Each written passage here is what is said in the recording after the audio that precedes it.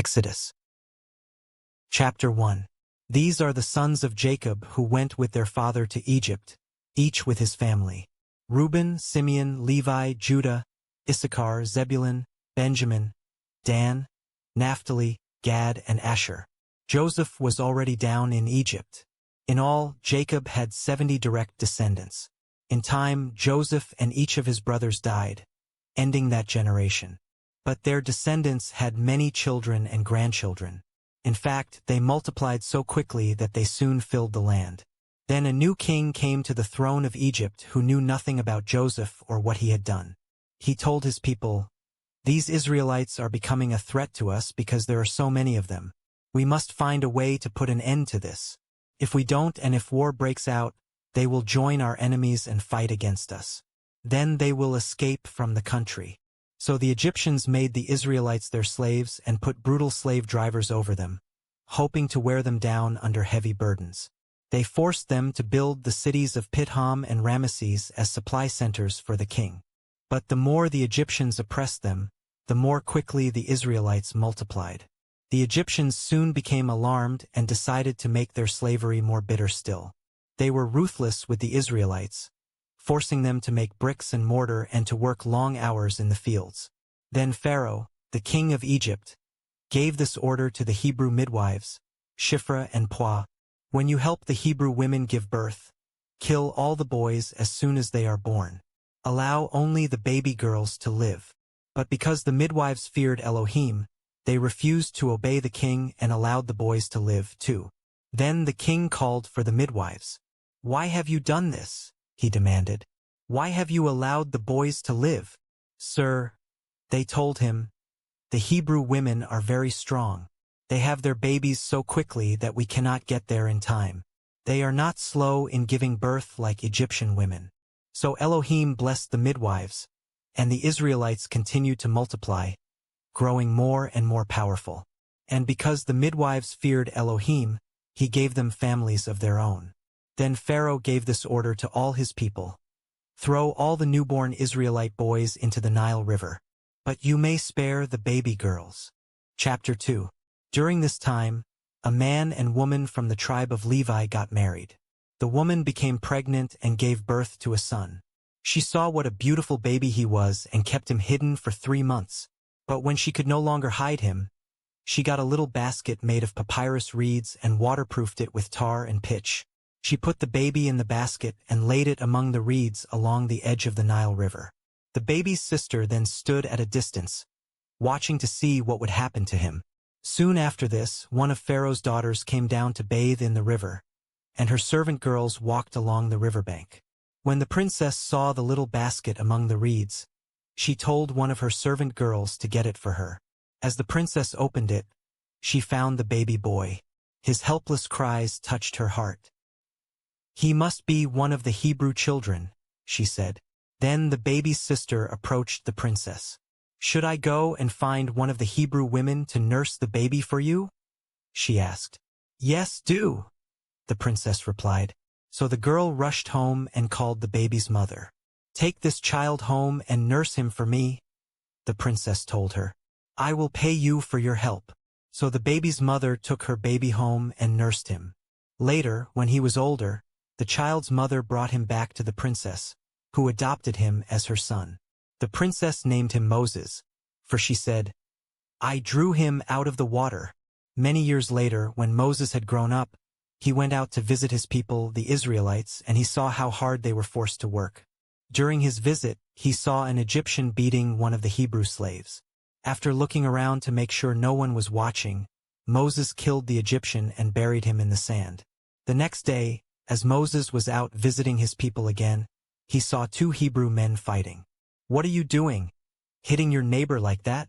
Moses said to the one in the wrong. "Who do you think you are?" The man replied, "Who appointed you to be our prince and judge? Do you plan to kill me as you killed that Egyptian yesterday?" Moses was badly frightened because he realized that everyone knew what he had done. And sure enough, when Pharaoh heard about it, he gave orders to have Moses arrested and killed. But Moses fled from Pharaoh and escaped to the land of Midian. When Moses arrived in Midian, he sat down beside a well. Now it happened that the priest of Midian had 7 daughters who came regularly to this well to draw water and fill the water troughs for their father's flocks. But other shepherds would often come and chase the girls and their flocks away. This time, however, Moses came to their aid, rescuing the girls from the shepherds. Then he helped them draw water for their flocks. When the girls returned to Reuel, their father, he asked, "How did you get the flocks watered so quickly today?" "An Egyptian rescued us from the shepherds," they told him. "And then he drew water for us and watered our flocks." "Well, where is he then?" their father asked. "Did you just leave him there? Go and invite him home for a meal." Moses was happy to accept the invitation, and he settled down to live with them. In time, Reuel gave Moses one of his daughters, Zipporah, to be his wife. Later they had a baby boy, and Moses named him Gershom, for he said, "I have been a stranger in a foreign land." Years passed, and the king of Egypt died. But the Israelites still groaned beneath their burden of slavery. They cried out for help, and their pleas for deliverance rose up to Elohim. Elohim heard their cries and remembered his covenant promise to Abraham, Isaac, and Jacob. He looked down on the Israelites and felt deep concern for their welfare. Chapter 3. One day Moses was tending the flock of his father-in-law, Jethro, the priest of Midian, and he went deep into the wilderness near Sinai, the mountain of Elohim. Suddenly, the angel of Yahweh appeared to him as a blazing fire in a bush. Moses was amazed because the bush was engulfed in flames, but it didn't burn up. "Amazing," Moses said to himself. "Why isn't that bush burning up? I must go over to see this." When Yahweh saw that he had caught Moses' attention, Elohim called to him from the bush, "Moses, Moses, here I am." Moses replied, "Do not come any closer," Elohim told him. "Take off your sandals, for you are standing on holy ground." Then he said, "I am the Elohim of your ancestors, the Elohim of Abraham, the Elohim of Isaac, and the Elohim of Jacob." When Moses heard this, he hid his face in his hands because he was afraid to look at Elohim. Then Yahweh told him, "You can be sure I have seen the misery of my people in Egypt. I have heard their cries for deliverance from their harsh slave drivers. Yes, I am aware of their suffering. So I have come to rescue them from the Egyptians and lead them out of Egypt into their own good and spacious land. It is a land flowing with milk and honey, the land where the Canaanites, Hittites, Amorites, Perizzites, Hivites, and Jebusites live.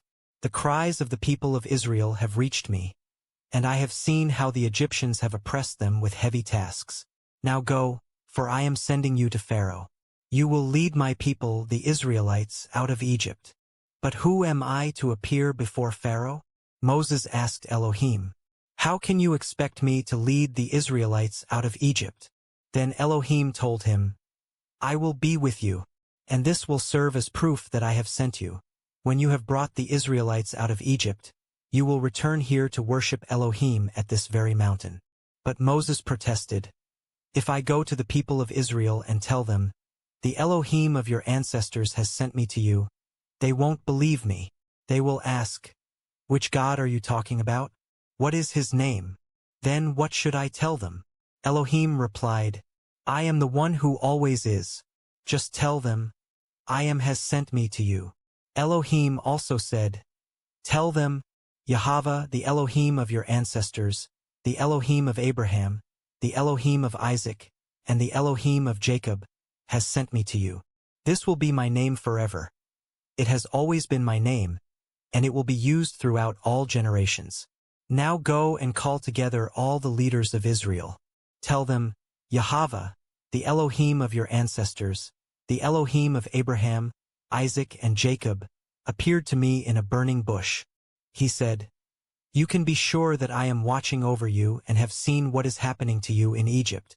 I promise to rescue you from the oppression of the Egyptians. I will lead you to the land now occupied by the Canaanites, Hittites, Amorites, Perizzites, Hivites, and Jebusites, a land flowing with milk and honey. The leaders of the people of Israel will accept your message. Then all of you must go straight to the king of Egypt and tell him, Yahweh, the Elohim of the Hebrews, has met with us. Let us go on a 3-day journey into the wilderness to offer sacrifices to Yahweh our Elohim. But I know that the king of Egypt will not let you go except under heavy pressure. So I will reach out and strike at the heart of Egypt with all kinds of miracles. Then at last he will let you go. And I will see to it that the Egyptians treat you well. They will load you down with gifts so you will not leave empty-handed. The Israelite women will ask for silver and gold jewelry and fine clothing from their Egyptian neighbors and their neighbors' guests. With this clothing you will dress your sons and daughters. In this way, you will plunder the Egyptians. Chapter 4. But Moses protested again. Look, they won't believe me. They won't do what I tell them. They'll just say, Yahweh never appeared to you. Then Yahweh asked him, What do you have there in your hand? A shepherd's staff, Moses replied. Throw it down on the ground. Yahweh told him. So Moses threw it down, and it became a snake. Moses was terrified, so he turned and ran away. Then Yahweh told him, Take hold of its tail. So Moses reached out and grabbed it, and it became a shepherd's staff again. Perform this sign, and they will believe you, Yahweh told him. Then they will realize that Yahweh, the Elohim of their ancestors, the Elohim of Abraham, the Elohim of Isaac, and the Elohim of Jacob, really has appeared to you. Then Yahweh said to Moses, Put your hand inside your robe. Moses did so, and when he took it out again, his hand was white as snow with leprosy. Now put your hand back into your robe again, Yahweh said. Moses did, and when he took it out this time it was as healthy as the rest of his body. If they do not believe the first miraculous sign, they will believe the second, Yahweh said. And if they do not believe you even after these 2 signs, then take some water from the Nile River and pour it out on the dry ground. When you do, it will turn into blood. But Moses pleaded with Yahweh, O Yahweh, I'm just not a good speaker. I never have been, and I'm not now even after you have spoken to me. I'm clumsy with words. Who makes mouths? Yahweh asked him. Who makes people so they can speak or not speak, hear or not hear, see or not see? Is it not I, Yahweh? Now go and do as I have told you. I will help you speak well, and I will tell you what to say. But Moses again pleaded, Yahweh, please, send someone else. Then Yahweh became angry with Moses. All right, he said.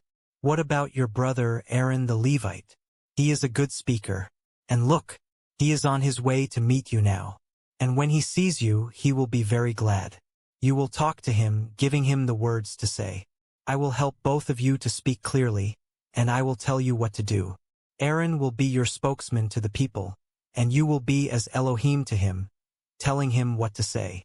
And be sure to take your shepherd's staff along, so you can perform the miraculous signs I have shown you. Then Moses went back home and talked it over with Jethro, his father-in-law. With your permission, Moses said, I would like to go back to Egypt to visit my family. I don't even know whether they are still alive. Go with my blessing, Jethro replied. Before Moses left Midian, Yahweh said to him, Do not be afraid to return to Egypt, for all those who wanted to kill you are dead.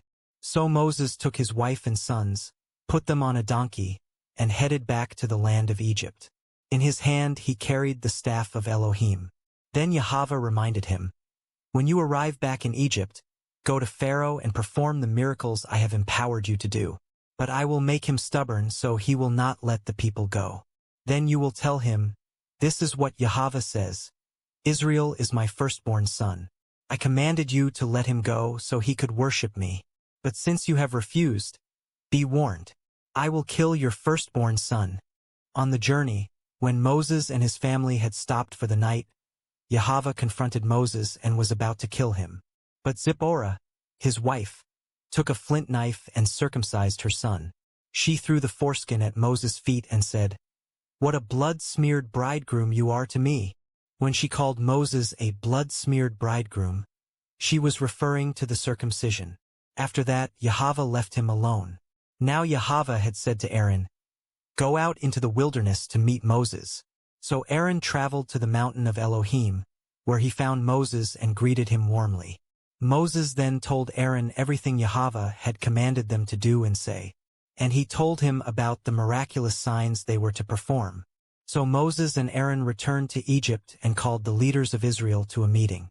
Aaron told them everything Yahweh had told Moses, and Moses performed the miraculous signs as they watched. The leaders were soon convinced that Yahweh had sent Moses and Aaron. And when they realized that Yahweh had seen their misery and was deeply concerned for them, they all bowed their heads and worshipped. Chapter 5. After this presentation to Israel's leaders, Moses and Aaron went to see Pharaoh. They told him, "This is what Yahweh, the Elohim of Israel, says, 'Let my people go, for they must go out into the wilderness to hold a religious festival in my honor.'" "Is that so?" retorted Pharaoh. "And who is Yahweh that I should listen to him and let Israel go? I don't know Yahweh, and I will not let Israel go." But Aaron and Moses persisted. "The Elohim of the Hebrews has met with us," they declared. "Let us take a 3-day trip into the wilderness so we can offer sacrifices to Yahweh our Elohim. If we don't, we will surely die by disease or the sword." "Who do you think you are?" Pharaoh shouted, distracting the people from their tasks. "Get back to work. Look, there are many people here in Egypt, and you are stopping them from doing their work." That same day Pharaoh sent this order to the slave drivers and foremen he had set over the people of Israel. "Do not supply the people with any more straw for making bricks. Let them get it themselves. But don't reduce their production quotas by a single brick. They obviously don't have enough to do. If they did, they wouldn't be talking about going into the wilderness to offer sacrifices to their Elohim. Load them down with more work. Make them sweat. That will teach them not to listen to these liars." So the slave drivers and foremen informed the people, "Pharaoh has ordered us not to provide straw for you. Go and get it yourselves. Find it wherever you can. But you must produce just as many bricks as before." So the people scattered throughout the land in search of straw. The slave drivers were brutal. "Meet your daily quota of bricks, just as you did before," they demanded. Then they whipped the Israelite foreman in charge of the work crews. "Why haven't you met your quotas either yesterday or today?" they demanded. So the Israelite foreman went to Pharaoh and pleaded with him. "Please don't treat us like this," they begged. "We are given no straw, but we are still told to make as many bricks as before. We are beaten for something that isn't our fault. It is the fault of your slave drivers for making such unreasonable demands." But Pharaoh replied, "You're just lazy. You obviously don't have enough to do. If you did, you wouldn't be saying, 'Let us go so we can offer sacrifices to Yahweh.' Now, get back to work. No straw will be given to you, but you must still deliver the regular quota of bricks." Since Pharaoh would not let up on his demands, the Israelite foremen could see that they were in serious trouble. As they left Pharaoh's court, they met Moses and Aaron, who were waiting outside for them. The foreman said to them, "May Yahweh judge you for getting us into this terrible situation with Pharaoh and his officials. You have given them an excuse to kill us." So Moses went back to Yahweh and protested, "Why have you mistreated your own people like this, Yahweh? Why did you send me? Since I gave Pharaoh your message, he has been even more brutal to your people. You have not even begun to rescue them." Chapter 6. "Now you will see what I will do to Pharaoh," Yahweh told Moses. "When he feels my powerful hand upon him, he will let the people go. In fact, he will be so anxious to get rid of them that he will force them to leave his land." And Elohim continued, "I am Yahweh. I appeared to Abraham, to Isaac, and to Jacob as Elohim Almighty, though I did not reveal my name, Yahweh, to them. And I entered into a solemn covenant with them. Under its terms, I swore to give them the land of Canaan, where they were living. You can be sure that I have heard the groans of the people of Israel, who are now slaves to the Egyptians. I have remembered my covenant with them. Therefore, say to the Israelites, I am Yahweh, and I will free you from your slavery in Egypt. I will redeem you with mighty power and great acts of judgment. I will make you my own special people, and I will be your Elohim. And you will know that I am Yahweh your Elohim, who has rescued you from your slavery in Egypt. I will bring you into the land I swore to give to Abraham, Isaac, and Jacob. It will be your very own property. I am Yahweh." So Moses told the people what Yahweh had said, but they wouldn't listen anymore. They had become too discouraged by the increasing burden of their slavery. Then Yahweh said to Moses, "Go back to Pharaoh, and tell him to let the people of Israel leave Egypt." "But Yahweh," Moses objected, "my own people won't listen to me anymore. How can I expect Pharaoh to listen? I'm no orator." But Yahweh ordered Moses and Aaron to return to Pharaoh, king of Egypt, and to demand that he let the people of Israel leave Egypt. These are the ancestors of clans from some of Israel's tribes. The descendants of Reuben, Israel's oldest son, included Hanak, Palu, Hezron, and Carmi. Their descendants became the clans of Reuben. The descendants of Simeon included Jemuel, Jamin, Ohad, Jachin, Zohar, and Shaul, whose mother was a Canaanite. Their descendants became the clans of Simeon. These are the descendants of Levi, listed according to their family groups. In the first generation were Gershon, Kohath, and Merari. Levi, their father, lived to be 137 years old. The descendants of Gershon included Libni and Shimi, each of whom is the ancestor of a clan. The descendants of Kohath included Amram, Izhar, Hebron, and Uzziel. Kohath lived to be 133 years old. The descendants of Merari included Mali and Mushi. These are the clans of the Levites, listed according to their genealogies. Amram married his father's sister Jochebed, and she bore him Aaron and Moses. Amram lived to be 137 years old. The descendants of Izhar included Korah, Nepheg, and Zikri. The descendants of Uzziel included Mishael, Elzaphan, and Sithri. Aaron married Elisheba, the daughter of Amminadab and sister of Nahshon, and she bore him Nadab, Abihu, Eleazar, and Ithamar. The descendants of Korah included Asur, Elkanah, and Abiasaph. Their descendants became the clans of Korah. Eleazar son of Aaron married one of the daughters of Putiel, and she bore him Phinehas. These are the ancestors of the Levite clans, listed according to their family groups. The Aaron and Moses named in this list are the same Aaron and Moses to whom Yahweh said, "Lead all the people of Israel out of the land of Egypt, division by division." They are the ones who went to Pharaoh to ask permission to lead the people from the land of Egypt. At that time, Yahweh had said to them, "I am Yahweh. Give Pharaoh the message I have given you." This is the same Moses who had argued with Yahweh, saying, "I can't do it. I'm no orator. Why should Pharaoh listen to me?" Chapter 7. Then Yahweh said to Moses, "Pay close attention to this.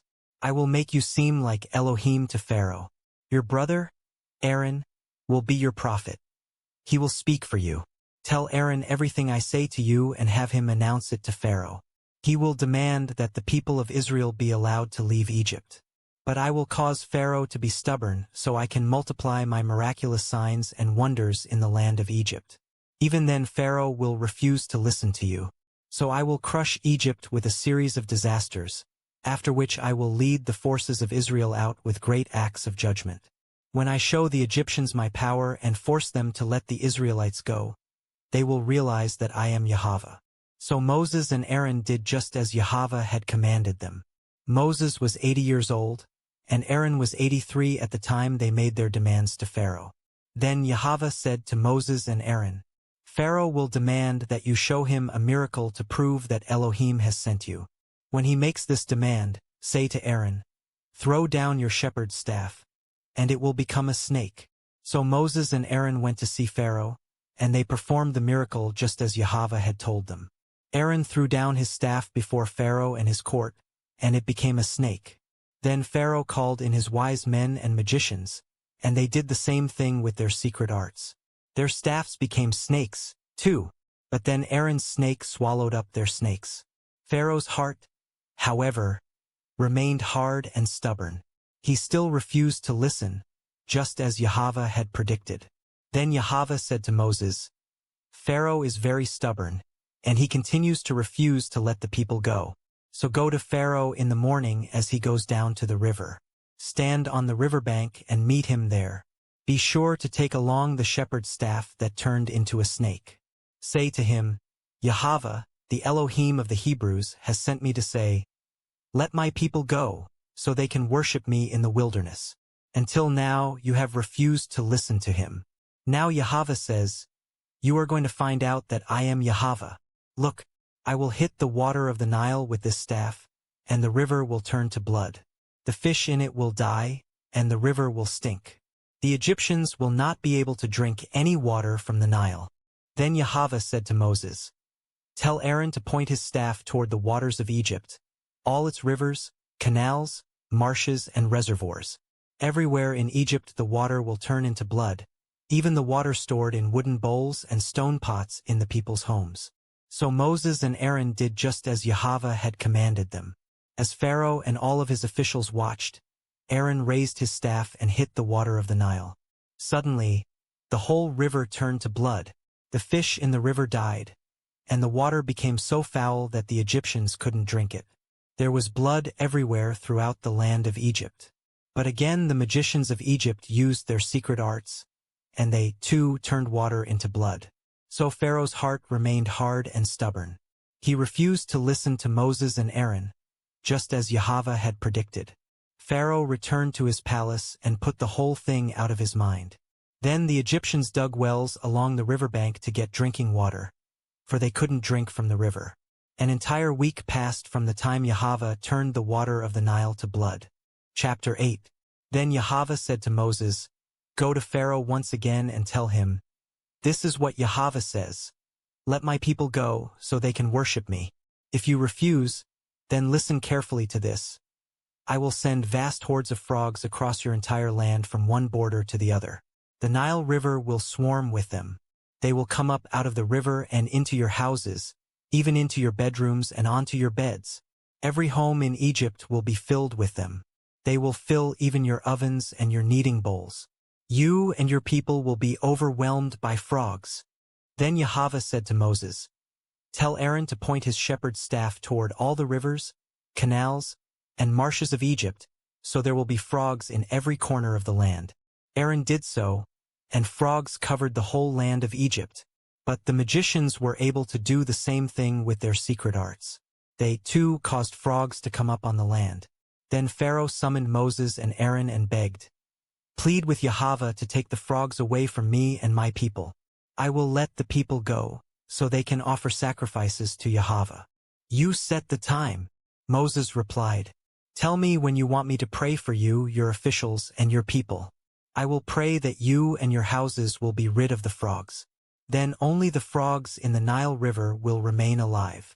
Do it tomorrow, Pharaoh said. All right, Moses replied.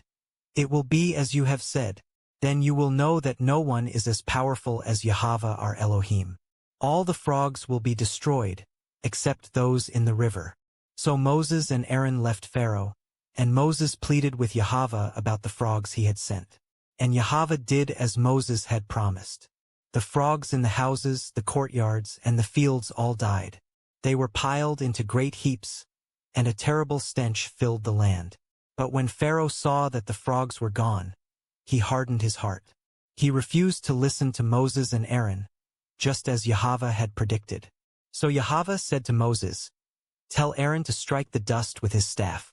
The dust will turn into swarms of gnats throughout the land of Egypt. So Moses and Aaron did just as Yahweh had commanded them. Suddenly, gnats infested the entire land, covering the Egyptians and their animals. All the dust in the land of Egypt turned into gnats. Pharaoh's magicians tried to do the same thing with their secret arts, but this time they failed. And the gnats covered all the people and animals. This is the finger of Elohim, the magicians exclaimed to Pharaoh. But Pharaoh's heart remained hard and stubborn. He wouldn't listen to them, just as Yahweh had predicted. Next Yahweh told Moses, get up early in the morning and meet Pharaoh as he goes down to the river. Say to him, this is what Yahweh says. Let my people go so they can worship me. If you refuse, I will send swarms of flies throughout Egypt. Your homes will be filled with them, and the ground will be covered with them. But it will be very different in the land of Goshen, where the Israelites live. No flies will be found there. Then you will know that I am Yahweh and that I have power even in the heart of your land. I will make a clear distinction between your people and my people. This miraculous sign will happen tomorrow. And Yahweh did just as he had said. There were terrible swarms of flies in Pharaoh's palace and in every home in Egypt. The whole country was thrown into chaos by the flies. Pharaoh hastily called for Moses and Aaron. "All right, go ahead and offer sacrifices to your Elohim," he said. "But do it here in this land. Don't go out into the wilderness." But Moses replied, "That won't do. The Egyptians would detest the sacrifices that we offer to Yahweh our Elohim. If we offer them here where they can see us, they will be sure to stone us. We must take a 3-day trip into the wilderness to offer sacrifices to Yahweh our Elohim, just as he has commanded us." "All right, go ahead," Pharaoh replied. "I will let you go to offer sacrifices to Yahweh your Elohim in the wilderness. But don't go too far away. Now hurry and pray for me." "As soon as I go," Moses said, "I will ask Yahweh to cause the swarms of flies to disappear from you and all your people. But I am warning you, don't change your mind again and refuse to let the people go to sacrifice to Yahweh." So Moses left Pharaoh and asked Yahweh to remove all the flies. And Yahweh did as Moses asked and caused the swarms to disappear. Not a single fly remained in the land. But Pharaoh hardened his heart again and refused to let the people go. Chapter 9. "Go back to Pharaoh," Yahweh commanded Moses. "Tell him, this is what Yahweh, the Elohim of the Hebrews, says. Let my people go so they can worship me. If you continue to oppress them and refuse to let them go, Yahweh will send a deadly plague to destroy your horses, donkeys, camels, cattle, and sheep. But Yahweh will again make a distinction between the property of the Israelites and that of the Egyptians. Not a single one of Israel's livestock will die." Yahweh announced that he would send the plague the very next day, and he did it just as he had said. The next morning all the livestock of the Egyptians began to die, but the Israelites didn't lose a single animal from their flocks and herds. Pharaoh sent officials to see whether it was true that none of the Israelites' animals were dead. But even after he found it to be true, his heart remained stubborn. He still refused to let the people go. Then Yahweh said to Moses and Aaron, "Take soot from a furnace, and have Moses toss it into the sky while Pharaoh watches. It will spread like fine dust over the whole land of Egypt, causing boils to break out on people and animals alike." So they gathered soot from a furnace and went to see Pharaoh. As Pharaoh watched, Moses tossed the soot into the air, and terrible boils broke out on the people and animals throughout Egypt. Even the magicians were unable to stand before Moses, because the boils had broken out on them, too. But Yahweh made Pharaoh even more stubborn, and he refused to listen, just as Yahweh had predicted. Then Yahweh said to Moses, "Get up early in the morning, go to Pharaoh and tell him, Yahweh, the Elohim of the Hebrews, says, let my people go so they can worship me. If you don't, I will send a plague that will really speak to you and your officials and all the Egyptian people. I will prove to you that there is no other Elohim like me in all the earth. I could have killed you all by now. I could have attacked you with a plague that would have wiped you from the face of the earth. But I have let you live for this reason, that you might see my power and that my fame might spread throughout the earth. But you are still mastering it over my people, and you refuse to let them go. So tomorrow at this time I will send a hailstorm worse than any in all of Egypt's history. Quick, order your livestock and servants to come in from the fields. Every person or animal left outside will die beneath the hail." Some of Pharaoh's officials believed what Yahweh said. They immediately brought their livestock and servants in from the fields. But those who had no respect for the word of Yahweh left them out in the open. Then Yahweh said to Moses, "Lift your hand toward the sky, and cause the hail to fall throughout Egypt, on the people, the animals, and the crops." So Moses lifted his staff toward the sky, and Yahweh sent thunder and hail, and lightning struck the earth. Yahweh sent a tremendous hailstorm against all the land of Egypt. Never in all the history of Egypt had there been a storm like that, with such severe hail and continuous lightning. It left all of Egypt in ruins. Everything left in the fields was destroyed, people, animals, and crops alike. Even all the trees were destroyed. The only spot in all Egypt without hail that day was the land of Goshen, where the people of Israel lived. Then Pharaoh urgently sent for Moses and Aaron. "I finally admit my fault," he confessed. "Yahweh is right and my people and I are wrong. Please beg Yahweh to end this terrifying thunder and hail. I will let you go at once." "All right," Moses replied. "As soon as I leave the city, I will lift my hands and pray to Yahweh. Then the thunder and hail will stop. This will prove to you that the earth belongs to Yahweh. But as for you and your officials, I know that you still do not fear Yahweh Elohim as you should." All the flax and barley were destroyed because the barley was ripe and the flax was in bloom. But the wheat and the spelt were not destroyed because they had not yet sprouted from the ground. So Moses left Pharaoh and went out of the city. As he lifted his hands to Yahweh, all at once the thunder and hail stopped, and the downpour ceased.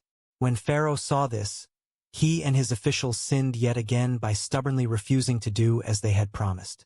Pharaoh refused to let the people leave, just as Yahweh had predicted. Chapter 10. Then Yahweh said to Moses, "Return to Pharaoh and again make your demands. I have made him and his officials stubborn so I can continue to display my power by performing miraculous signs among them. You will be able to tell wonderful stories to your children and grandchildren about the marvelous things I am doing among the Egyptians to prove that I am Yahweh." So Moses and Aaron went to Pharaoh and said, "This is what Yahweh, the Elohim of the Hebrews, says. How long will you refuse to submit to me? Let my people go so they can worship me. If you refuse, watch out, for tomorrow I will cover the whole country with locusts. There will be so many that you won't be able to see the ground. They will devour everything that escaped the hailstorm, including all the trees in the fields.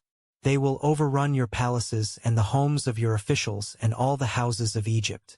Never in the history of Egypt has there been a plague like this one." And with that, Moses turned and walked out. The court officials now came to Pharaoh and appealed to him. "How long will you let these disasters go on? Please let the Israelites go to serve Yahweh their Elohim. Don't you realize that Egypt lies in ruins?" So Moses and Aaron were brought back to Pharaoh. "All right, go and serve Yahweh your Elohim," he said. "But tell me, just whom do you want to take along?" "Young and old, all of us will go," Moses replied. "We will take our sons and daughters and our flocks and herds. We must all join together in a festival to Yahweh." Pharaoh retorted, "Yahweh will certainly need to be with you if you try to take your little ones along. I can see through your wicked intentions. Never. Only the men may go and serve Yahweh, for that is what you requested." And Pharaoh threw them out of the palace. Then Yahweh said to Moses, "Raise your hand over the land of Egypt to bring on the locusts. Let them cover the land and eat all the crops still left after the hailstorm." So Moses raised his staff, and Yahweh caused an east wind to blow all that day and through the night. When morning arrived, the east wind had brought the locusts, and the locusts swarmed over the land of Egypt from border to border. It was the worst locust plague in Egyptian history, and there has never again been one like it. For the locusts covered the surface of the whole country, making the ground look black. They ate all the plants and all the fruit on the trees that had survived the hailstorm. Not one green thing remained, neither tree nor plant, throughout the land of Egypt. Pharaoh quickly sent for Moses and Aaron. "I confess my sin against Yahweh your Elohim and against you," he said to them. "Forgive my sin only this once, and plead with Yahweh your Elohim to take away this terrible plague." So Moses left Pharaoh and pleaded with Yahweh. Yahweh responded by sending a strong west wind that blew the locusts out into the Red Sea. Not a single locust remained in all the land of Egypt. But Yahweh made Pharaoh stubborn once again, and he did not let the people go. Then Yahweh said to Moses, "Lift your hand toward heaven, and a deep and terrifying darkness will descend on the land of Egypt." So Moses lifted his hand toward heaven, and there was deep darkness over the entire land for 3 days. During all that time the people scarcely moved, for they could not see. But there was light as usual where the people of Israel lived. Then Pharaoh called for Moses. "Go and worship Yahweh," he said, "but let your flocks and herds stay here. You can even take your children with you." "No," Moses said. We must take our flocks and herds for sacrifices and burnt offerings to Yahweh our Elohim. All our property must go with us. Not a hoof can be left behind.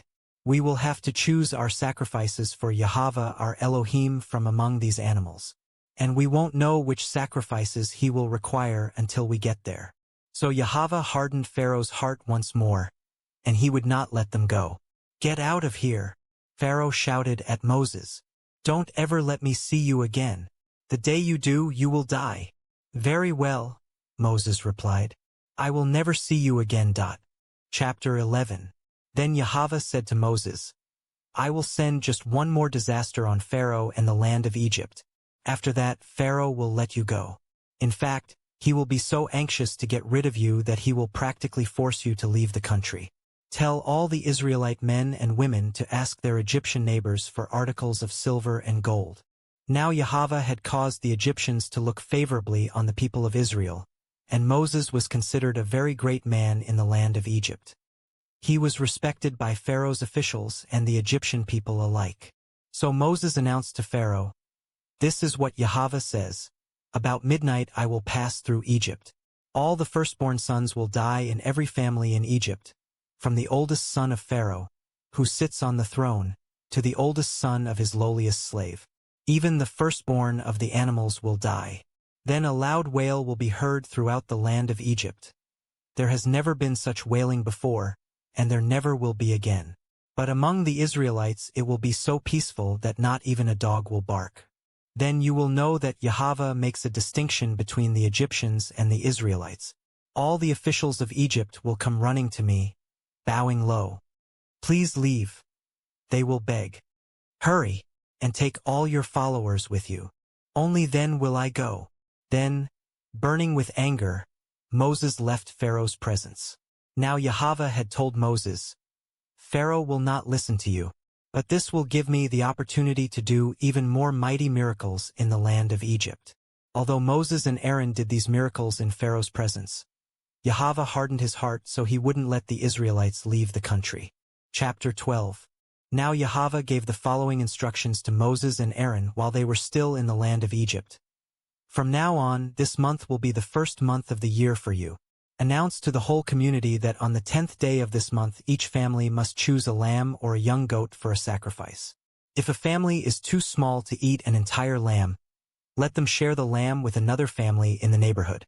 Whether or not they share in this way depends on the size of each family and how much they can eat. This animal must be a 1-year-old male, either a sheep or a goat, with no physical defects. Take special care of these lambs until the evening of the 14th day of this first month. Then each family in the community must slaughter its lamb. They are to take some of the lamb's blood and smear it on the top and sides of the doorframe of the house where the lamb will be eaten. That evening everyone must eat roast lamb with bitter herbs and bread made without yeast. The meat must never be eaten raw or boiled. Roast it all, including the head, legs, and internal organs. Do not leave any of it until the next day. Whatever is not eaten that night must be burned before morning. Wear your traveling clothes as you eat this meal, as though prepared for a long journey. Wear your sandals, and carry your walking sticks in your hands. Eat the food quickly, for this is Yahweh's Passover. On that night I will pass through the land of Egypt and kill all the firstborn sons and firstborn male animals in the land of Egypt. I will execute judgment against all the gods of Egypt, for I am Yahweh. The blood you have smeared on your doorposts will serve as a sign. When I see the blood, I will pass over you. This plague of death will not touch you when I strike the land of Egypt. You must remember this day forever. Each year you will celebrate it as a special festival to Yahweh. For 7 days you may eat only bread made without yeast. On the very first day you must remove every trace of yeast from your homes. Anyone who eats bread made with yeast at any time during the 7 days of the festival will be cut off from the community of Israel. On the first day of the festival, and again on the 7th day, all the people must gather for a time of special worship. No work of any kind may be done on these days except in the preparation of food. Celebrate this festival of unleavened bread, for it will remind you that I brought your forces out of the land of Egypt on this very day. This festival will be a permanent regulation for you, to be kept from generation to generation. Only bread without yeast may be eaten from the evening of the 14th day of the month until the evening of the 21st day of the month. During those 7 days, there must be no trace of yeast in your homes. Anyone who eats anything made with yeast during this week will be cut off from the community of Israel. These same regulations apply to the foreigners living with you, as if they had been born among you. I repeat, during those days you must not eat anything made with yeast. Wherever you live, eat only bread that has no yeast in it. Then Moses called for the leaders of Israel and said, "Tell each of your families to slaughter the lamb they have set apart for the Passover. Drain each lamb's blood into a basin.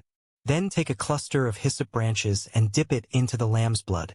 Strike the hyssop against the top and sides of the doorframe, staining it with the blood. And remember, no one is allowed to leave the house until morning.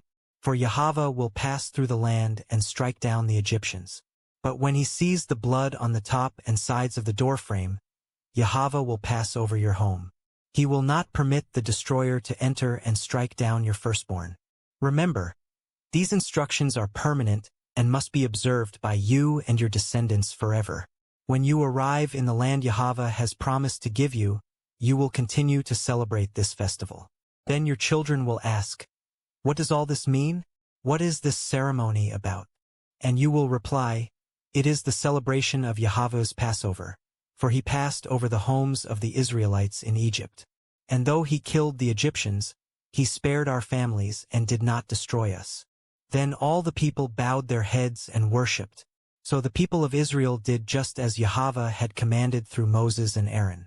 And at midnight Yahweh killed all the firstborn sons in the land of Egypt, from the firstborn son of Pharaoh, who sat on the throne, to the firstborn son of the captive in the dungeon.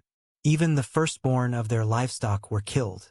Pharaoh and his officials and all the people of Egypt woke up during the night, and loud wailing was heard throughout the land of Egypt. There was not a single house where someone had not died. Pharaoh sent for Moses and Aaron during the night. "Leave us," he cried. "Go away, all of you. Go and serve Yahweh as you have requested. Take your flocks and herds and be gone. Go, but give me a blessing as you leave." All the Egyptians urged the people of Israel to get out of the land as quickly as possible, for they thought, "We will all die." The Israelites took with them their bread dough made without yeast. They wrapped their kneading bowls in their spare clothing and carried them on their shoulders. And the people of Israel did as Moses had instructed and asked the Egyptians for clothing and articles of silver and gold. Yahweh caused the Egyptians to look favorably on the Israelites, and they gave the Israelites whatever they asked for. So, like a victorious army, they plundered the Egyptians. That night the people of Israel left Ramesses and started for Sukkot. There were about 600,000 men, plus all the women and children, and they were all traveling on foot. Many people who were not Israelites went with them, along with the many flocks and herds. Whenever they stopped to eat, they baked bread from the yeastless dough they had brought from Egypt. It was made without yeast because the people were rushed out of Egypt and had no time to wait for bread to rise. The people of Israel had lived in Egypt for 430 years. In fact, it was on the last day of the 430th year that all Yahweh's forces left the land. This night had been reserved by Yahweh to bring his people out from the land of Egypt. So this same night now belongs to him. It must be celebrated every year, from generation to generation, to remember Yahweh's deliverance. Then Yahweh said to Moses and Aaron, "These are the regulations for the festival of Passover.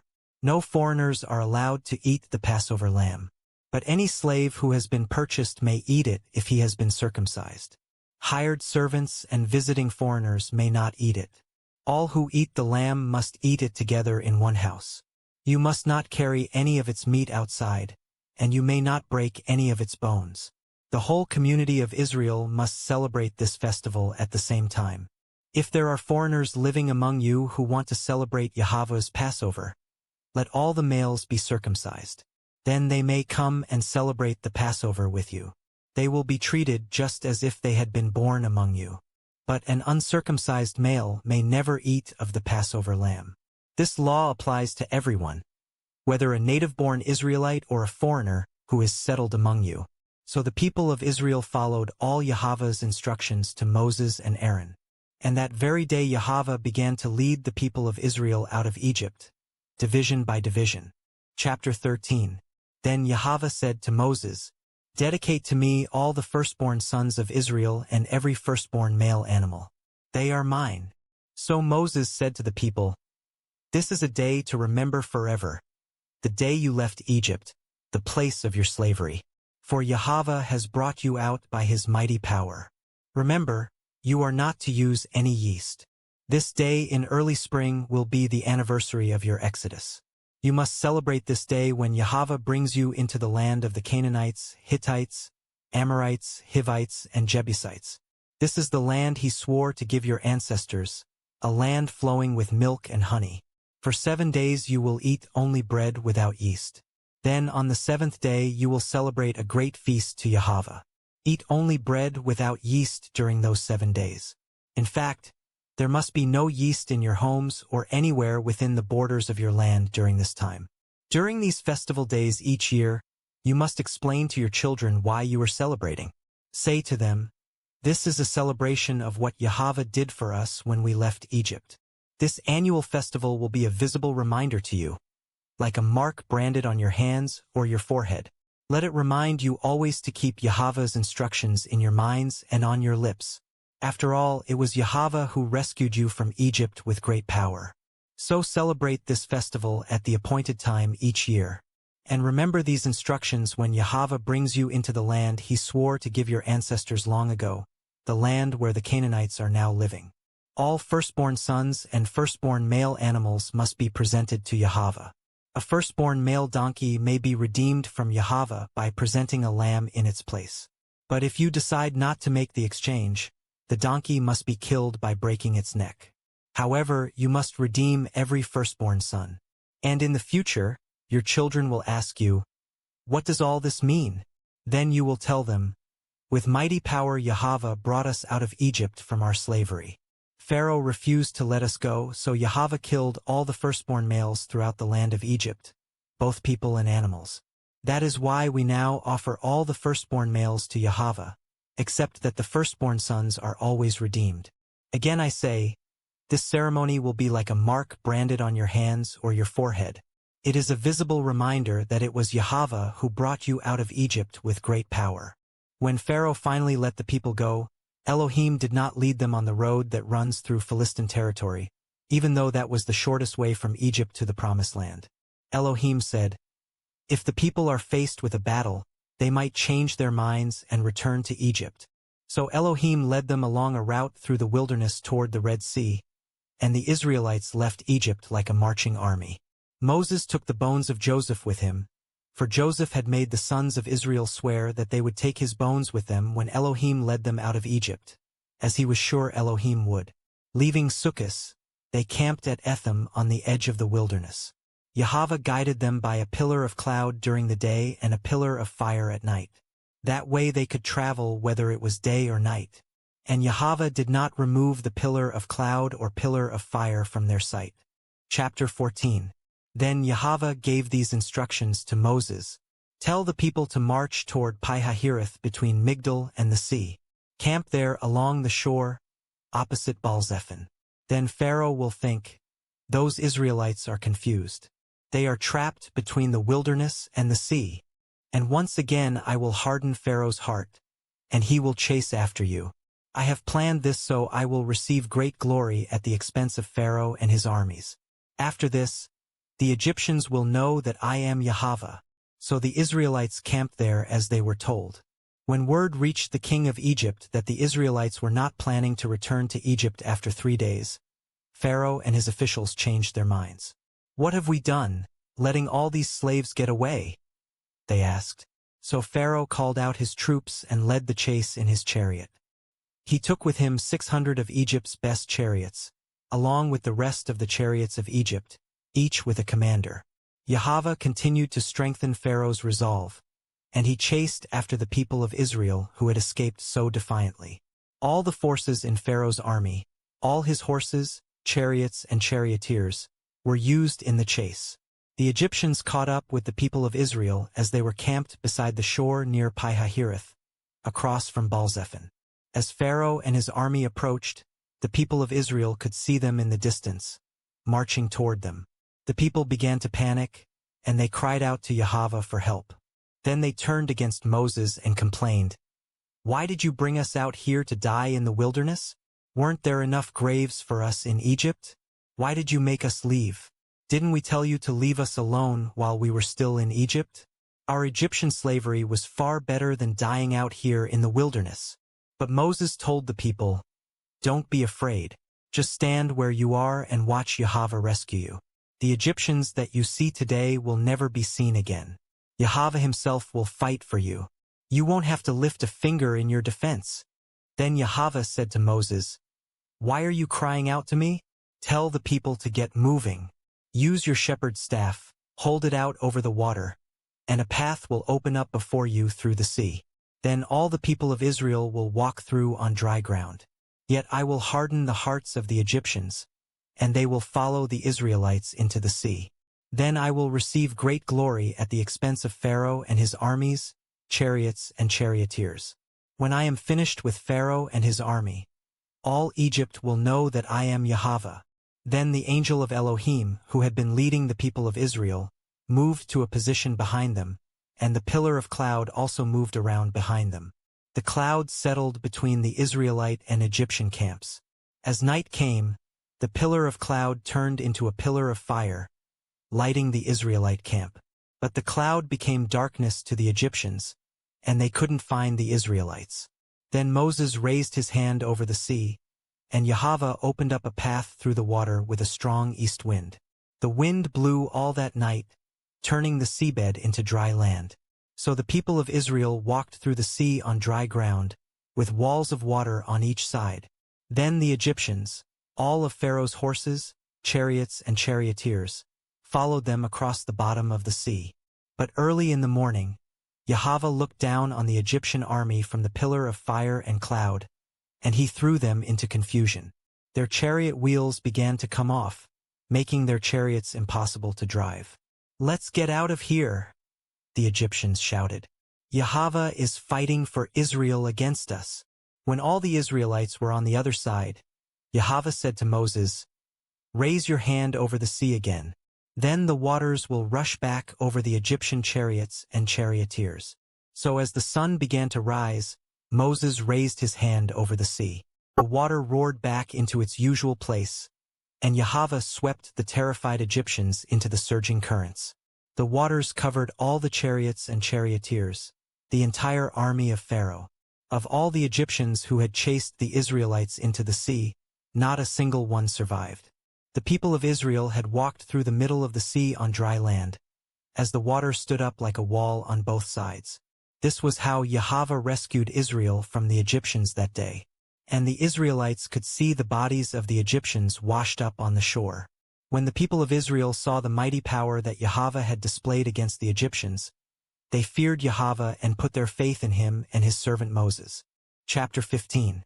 Then Moses and the people of Israel sang this song to Yahweh. "I will sing to Yahweh, for he has triumphed gloriously. He has thrown both horse and rider into the sea. Yahweh is my strength and my song. He has become my victory. He is my Elohim, and I will praise him. He is my father's Elohim, and I will exalt him. Yahweh is a warrior. Yes, Yahweh is his name. Pharaoh's chariots and armies he has thrown into the sea.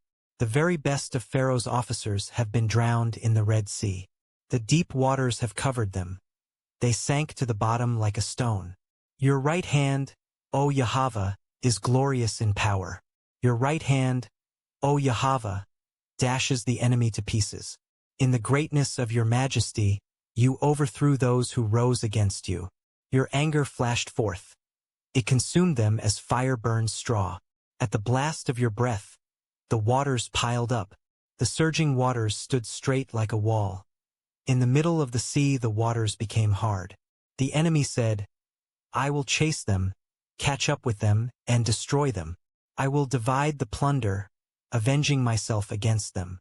I will unsheath my sword. My power will destroy them." But with a blast of your breath, the sea covered them. They sank like lead in the mighty waters. Who else among the gods is like you, O Yahweh? Who is glorious in holiness like you, so awesome in splendor, performing such wonders? You raised up your hand, and the earth swallowed our enemies. With unfailing love you will lead this people whom you have ransomed. You will guide them in your strength to the place where your holiness dwells. The nations will hear and tremble. Anguish will grip the people of Philistia. The leaders of Edom will be terrified. The nobles of Moab will tremble. All the people of Canaan will melt with fear. Terror and dread will overcome them. Because of your great power, they will be silent like a stone, until your people pass by, O Yahweh, until the people whom you purchased pass by. You will bring them in and plant them on your own mountain, the place you have made as your home, O Yahweh, the sanctuary, O Yahweh, that your hands have made. Yahweh will reign forever and ever. When Pharaoh's horses, chariots, and charioteers rushed into the sea, Yahweh brought the water crashing down on them. But the people of Israel had walked through on dry land. Then Miriam the prophet, Aaron's sister, took a tambourine and led all the women in rhythm and dance. And Miriam sang this song: I will sing to Yahweh, for he has triumphed gloriously. He has thrown both horse and rider into the sea. Then Moses led the people of Israel away from the Red Sea, and they moved out into the Shur desert. They traveled in this desert for 3 days without water. When they came to Marah, they finally found water. But the people couldn't drink it because it was bitter. That is why the place was called Marah, which means bitter. Then the people turned against Moses. What are we going to drink? They demanded. So Moses cried out to Yahweh for help, and Yahweh showed him a branch. Moses took the branch and threw it into the water. This made the water good to drink. It was there at Marah that Yahweh laid before them the following conditions to test their faithfulness to him. If you will listen carefully to the voice of Yahweh your Elohim and do what is right in his sight, obeying his commands and laws, then I will not make you suffer the diseases I sent on the Egyptians. For I am Yahweh who heals you. After leaving Marah, they came to Elim, where there were 12 springs and 70 palm trees. They camped there beside the springs.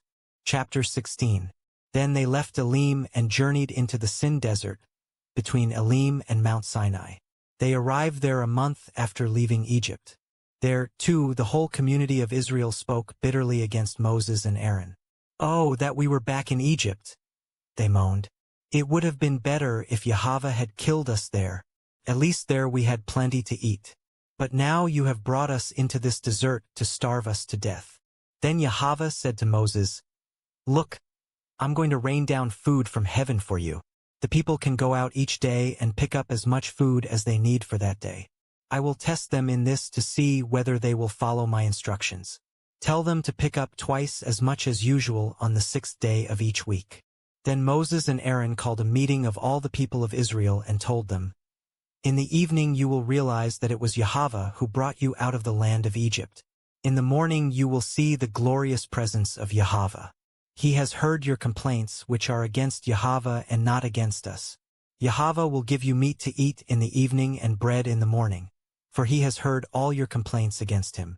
Yes, your complaints are against Yahweh, not against us. Then Moses said to Aaron, Say this to the entire community of Israel. Come into Yahweh's presence, and hear his reply to your complaints. And as Aaron spoke to the people, they looked out toward the desert. Within the guiding cloud, they could see the awesome glory of Yahweh. And Yahweh said to Moses, I have heard the people's complaints. Now tell them, In the evening you will have meat to eat, and in the morning you will be filled with bread. Then you will know that I am Yahweh your Elohim. That evening vast numbers of quail arrived and covered the camp. The next morning the desert all around the camp was wet with dew. When the dew disappeared later in the morning, thin flakes, white like frost, covered the ground. The Israelites were puzzled when they saw it. What is it? They asked. And Moses told them, It is the food Yahweh has given you. Yahweh says that each household should gather as much as it needs. Pick up 2 quarts for each person. So the people of Israel went out and gathered this food, some getting more and some getting less. By gathering 2 quarts for each person, everyone had just enough. Those who gathered a lot had nothing left over, and those who gathered only a little had enough. Each family had just what it needed. Then Moses told them, "Do not keep any of it overnight." But, of course, some of them didn't listen and kept some of it until morning. By then it was full of maggots and had a terrible smell. And Moses was very angry with them. The people gathered the food morning by morning, each family according to its need. And as the sun became hot, the food they had not picked up melted and disappeared. On the 6th day, there was twice as much as usual on the ground, 4 quarts for each person instead of 2. The leaders of the people came and asked Moses why this had happened. He replied, "Yahweh has appointed tomorrow as a day of rest, a holy Sabbath to Yahweh. On this day we will rest from our normal daily tasks. So bake or boil as much as you want today, and set aside what is left for tomorrow." The next morning the leftover food was wholesome and good, without maggots or odor. Moses said, "This is your food for today, for today is a Sabbath to Yahweh. There will be no food on the ground today. Gather the food for 6 days, but the 7th day is a Sabbath. There will be no food on the ground for you on that day." Some of the people went out anyway to gather food, even though it was the Sabbath day. But there was none to be found.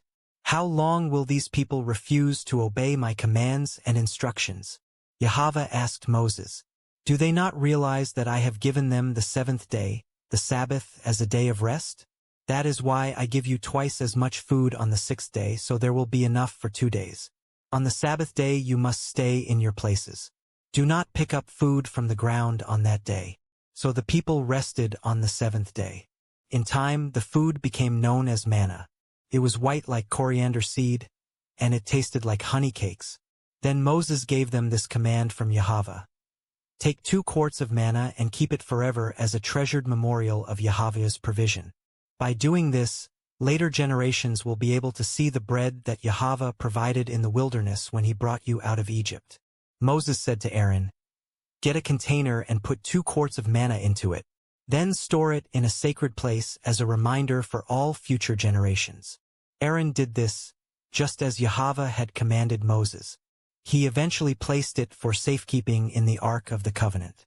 So the people of Israel ate manna for 40 years until they arrived in the land of Canaan, where there were crops to eat. The container used to measure the manna was an omer, which held about 2 quarts. Chapter 17.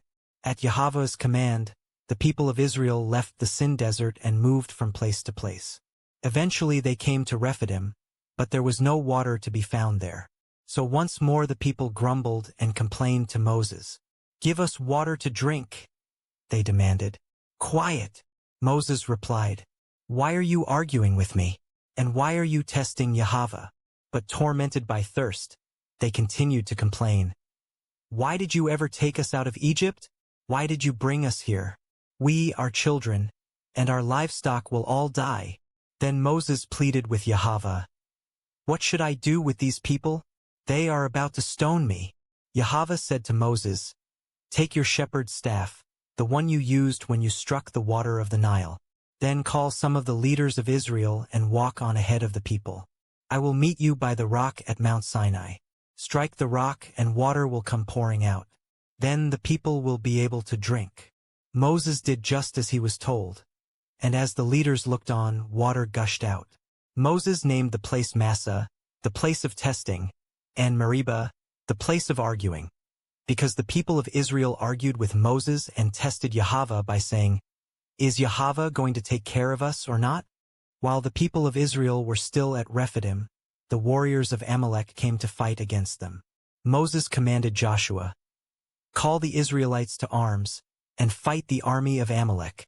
Tomorrow, I will stand at the top of the hill with the staff of Elohim in my hand." So Joshua did what Moses had commanded. He led his men out to fight the army of Amalek. Meanwhile Moses, Aaron, and Hur went to the top of a nearby hill. As long as Moses held up the staff with his hands, the Israelites had the advantage. But whenever he lowered his hands, the Amalekites gained the upper hand. Moses' arms finally became too tired to hold up the staff any longer. So Aaron and Hur found a stone for him to sit on. Then they stood on each side, holding up his hands until sunset.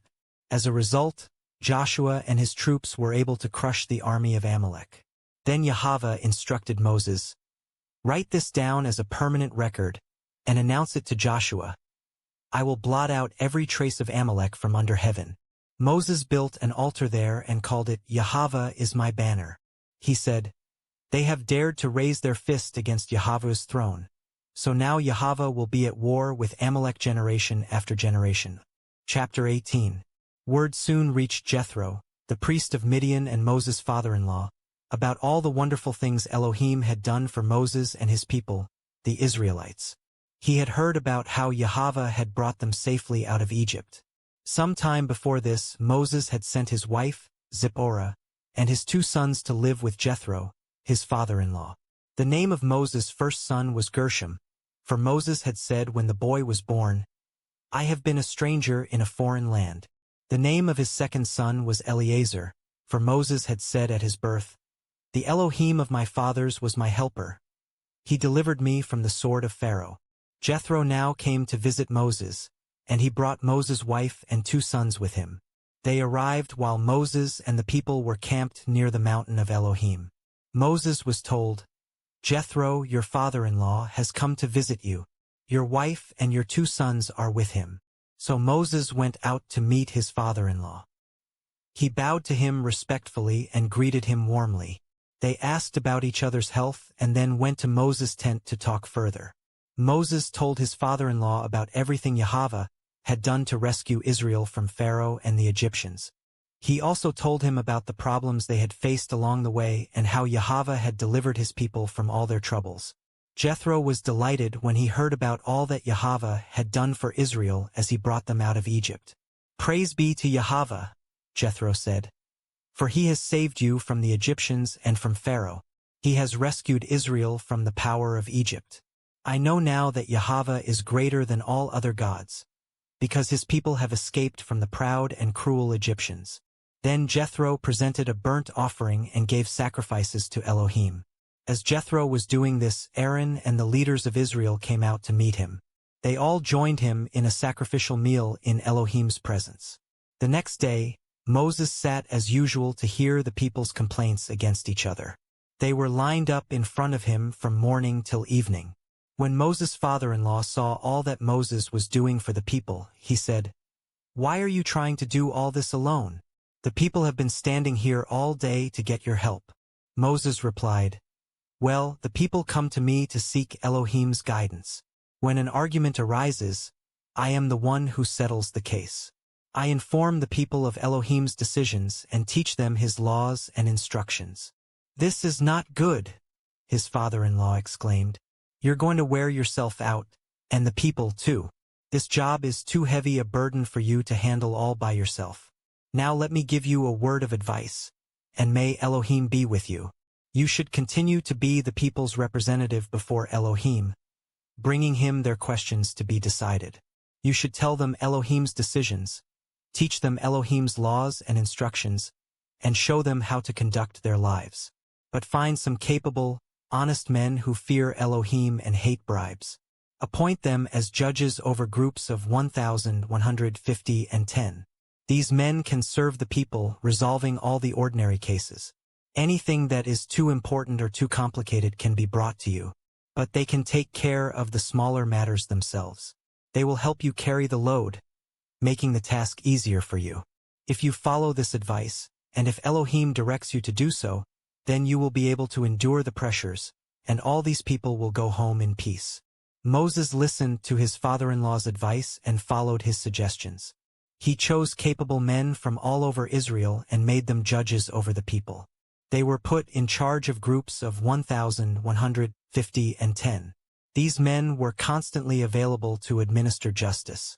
They brought the hard cases to Moses, but they judged the smaller matters themselves. Soon after this, Moses said goodbye to his father-in-law, who returned to his own land. Chapter 19.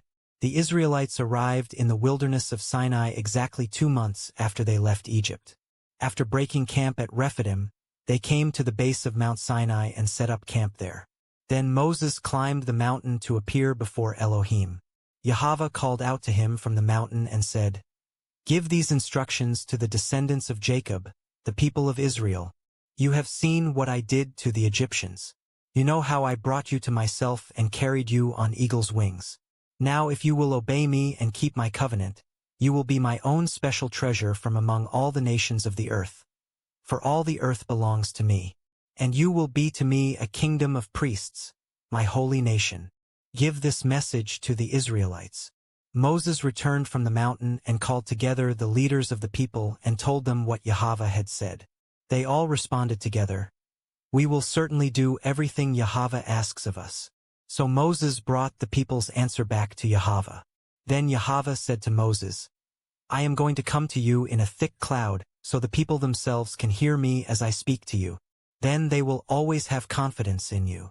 Moses told Yahweh what the people had said. Then Yahweh told Moses, "Go down and prepare the people for my visit.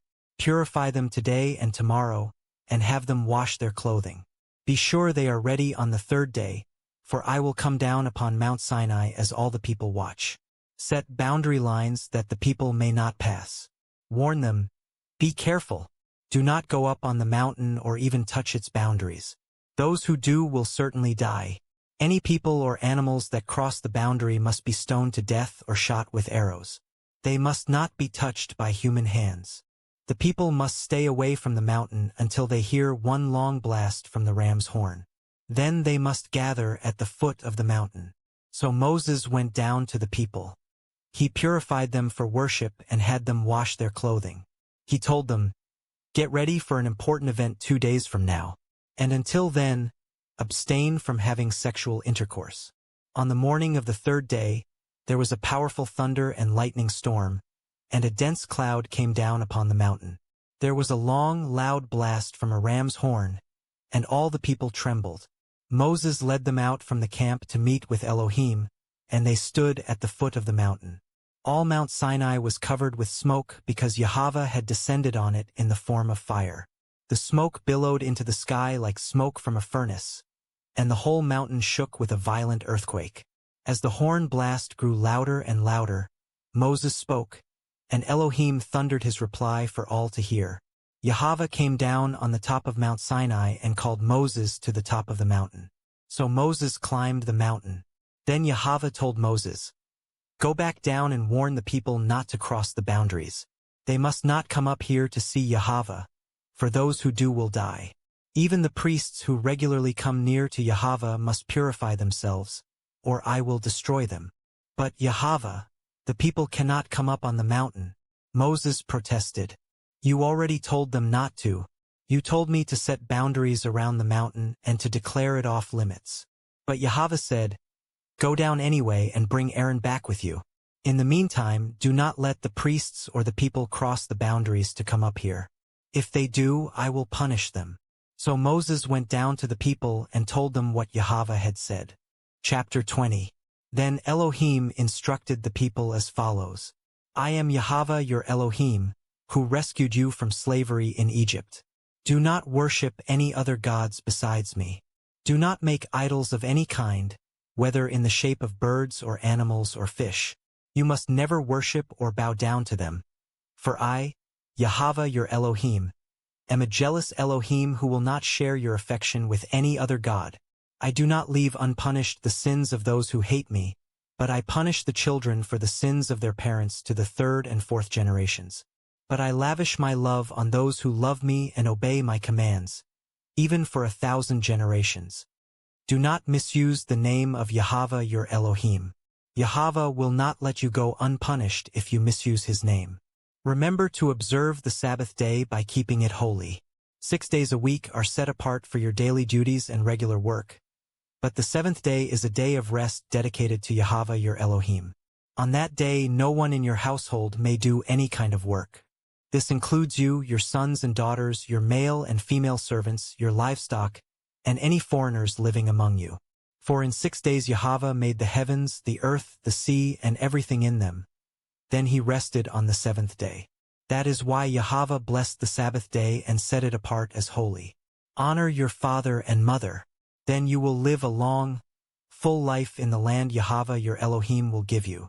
Do not murder. Do not commit adultery. Do not steal. Do not testify falsely against your neighbor. Do not covet your neighbor's house. Do not covet your neighbor's wife, male or female servant, ox or donkey, or anything else your neighbor owns. When the people heard the thunder and the loud blast of the horn, and when they saw the lightning and the smoke billowing from the mountain, they stood at a distance, trembling with fear. And they said to Moses, "You tell us what Elohim says, and we will listen. But don't let Elohim speak directly to us. If he does, we will die." "Don't be afraid," Moses said, "for Elohim has come in this way to show you his awesome power. From now on, let your fear of him keep you from sinning." As the people stood in the distance, Moses entered into the deep darkness where Elohim was. And Yahweh said to Moses, "Say this to the people of Israel, you are witnesses that I have spoken to you from heaven. Remember, you must not make or worship idols of silver or gold. The altars you make for me must be simple altars of earth. Offer on such altars your sacrifices to me, your burnt offerings and peace offerings, your sheep and goats and your cattle. Build altars in the places where I remind you who I am, and I will come and bless you there. If you build altars from stone, use only uncut stones. Do not chip or shape the stones with a tool, for that would make them unfit for holy use. And you may not approach my altar by steps. If you do, someone might look up under the skirts of your clothing and see your nakedness." Chapter 21. Here are some other instructions you must present to Israel. If you buy a Hebrew slave, he is to serve for only 6 years. Set him free in the 7th year, and he will owe you nothing for his freedom. If he was single when he became your slave and then married afterward, only he will go free in the 7th year. But if he was married before he became a slave, then his wife will be freed with him. If his master gave him a wife while he was a slave, and they had sons or daughters, then the man will be free in the 7th year, but his wife and children will still belong to his master. But the slave may plainly declare, "I love my master, my wife, and my children. I would rather not go free." If he does this, his master must present him before Elohim. Then his master must take him to the door and publicly pierce his ear with an awl. After that, the slave will belong to his master forever. When a man sells his daughter as a slave, she will not be freed at the end of 6 years as the men are. If she does not please the man who bought her, he may allow her to be bought back again. But he is not allowed to sell her to foreigners, since he is the one who broke the contract with her. And if the slave girl's owner arranges for her to marry his son, he may no longer treat her as a slave girl, but he must treat her as his daughter. If he himself marries her and then takes another wife, he may not reduce her food or clothing or fail to sleep with her as his wife. If he fails in any of these 3 ways, she may leave as a free woman without making any payment. Anyone who hits a person hard enough to cause death must be put to death. But if it is an accident and Elohim allows it to happen, I will appoint a place where the slayer can run for safety. However, if someone deliberately attacks and kills another person, then the slayer must be dragged even from my altar and put to death. Anyone who strikes father or mother must be put to death. Kidnappers must be killed, whether they are caught in possession of their victims or have already sold them as slaves. Anyone who curses father or mother must be put to death. Now suppose 2 people quarrel, and one hits the other with a stone or fist, causing injury but not death. If the injured person is later able to walk again, even with a crutch, the assailant will be innocent. Nonetheless, the assailant must pay for time lost because of the injury and must pay for the medical expenses. If a male or female slave is beaten and dies, the owner must be punished. If the slave recovers after a couple of days, however, then the owner should not be punished, since the slave is the owner's property.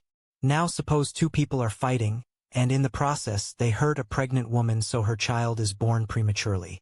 If no further harm results, then the person responsible must pay damages in the amount the woman's husband demands and the judges approve.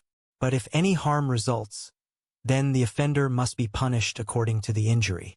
If the result is death, the offender must be executed. If an eye is injured, injure the eye of the person who did it. If a tooth gets knocked out, knock out the tooth of the person who did it. Similarly, the payment must be hand for hand, foot for foot, burn for burn, wound for wound, bruise for bruise.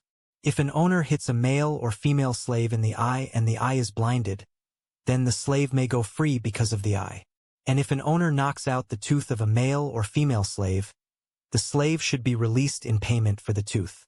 If a bull gores a man or woman to death, the bull must be stoned, and its flesh may not be eaten. In such a case, however, the owner will not be held liable. Suppose, on the other hand, that the owner knew the bull had gored people in the past, yet the bull was not kept under control. If this is true, and if the bull kills someone, it must be stoned, and the owner must also be killed. However, the dead person's relatives may accept payment from the owner of the bull to compensate for the loss of life. The owner will have to pay whatever is demanded. The same principle applies if the bull gores a boy or a girl. But if the bull gores a slave, either male or female, the slave's owner is to be given 30 silver coins in payment, and the bull must be stoned. Suppose someone digs or uncovers a well and fails to cover it, and then an ox or a donkey falls into it. The owner of the well must pay in full for the dead animal, but then gets to keep it. If someone's bull injures a neighbor's bull and the injured bull dies, then the two owners must sell the live bull and divide the money between them. Each will also own half of the dead bull. But if the bull was known from past experience to gore, yet its owner failed to keep it under control, the money will not be divided. The owner of the living bull must pay in full for the dead bull, but then gets to keep it. Chapter 22. A fine must be paid by anyone who steals an ox or sheep and then kills or sells it. For oxen the fine is 5 oxen for each one stolen. For sheep the fine is 4 sheep for each one stolen. If a thief is caught in the act of breaking into a house and is killed in the process, the person who killed the thief is not guilty. But if it happens in daylight, the one who killed the thief is guilty of murder. A thief who is caught must pay in full for everything that was stolen. If payment is not made, the thief must be sold as a slave to pay the debt. If someone steals an ox or a donkey or a sheep and it is recovered alive, then the thief must pay double the value. If an animal is grazing in a field or vineyard and the owner lets it stray into someone else's field to graze, then the animal's owner must pay damages in the form of high-quality grain or grapes. If a fire gets out of control and goes into another person's field, destroying the sheaves or the standing grain, then the one who started the fire must pay for the lost crops. Suppose someone entrusts money or goods to a neighbor, and they are stolen from the neighbor's house. If the thief is found, the fine is double the value of what was stolen. But if the thief is not found, Elohim will determine whether or not it was the neighbor who stole the property. Suppose there is a dispute between two people as to who owns a particular ox, donkey, sheep, article of clothing, or anything else. Both parties must come before Elohim for a decision, and the person whom Elohim declares guilty must pay double to the other. Now suppose someone asks a neighbor to care for a donkey, ox, sheep, or any other animal, but it dies or is injured or gets away, and there is no eyewitness to report just what happened. The neighbor must then take an oath of innocence in the presence of Yahweh. The owner must accept the neighbor's word, and no payment will be required. But if the animal or property was stolen, payment must be made to the owner. If it was attacked by a wild animal, the carcass must be shown as evidence, and no payment will be required. If someone borrows an animal from a neighbor and it is injured or killed, and if the owner was not there at the time, the person who borrowed it must pay for it. But if the owner is there, no payment is required. And no payment is required if the animal was rented, because this loss was covered by the rental fee.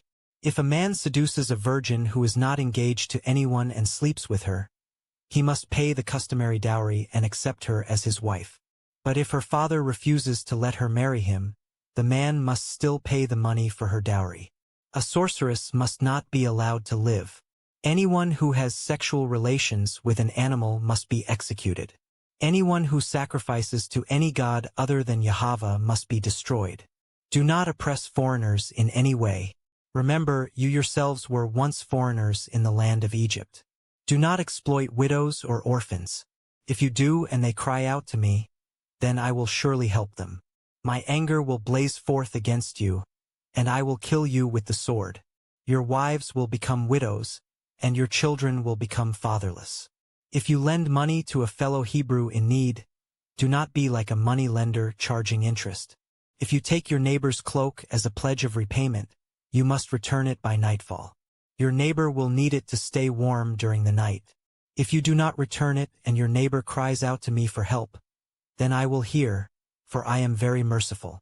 Do not blaspheme Elohim or curse anyone who rules over you. Do not hold anything back when you give me the tithe of your crops and your wine. You must make the necessary payment for redemption of your firstborn sons. You must also give me the firstborn of your cattle and sheep. Leave the newborn animal with its mother for 7 days.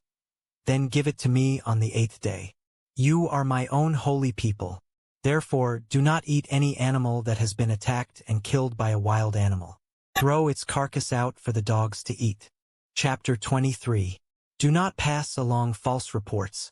Do not cooperate with evil people by telling lies on the witness stand. Do not join a crowd that intends to do evil. When you are on the witness stand, do not be swayed in your testimony by the opinion of the majority.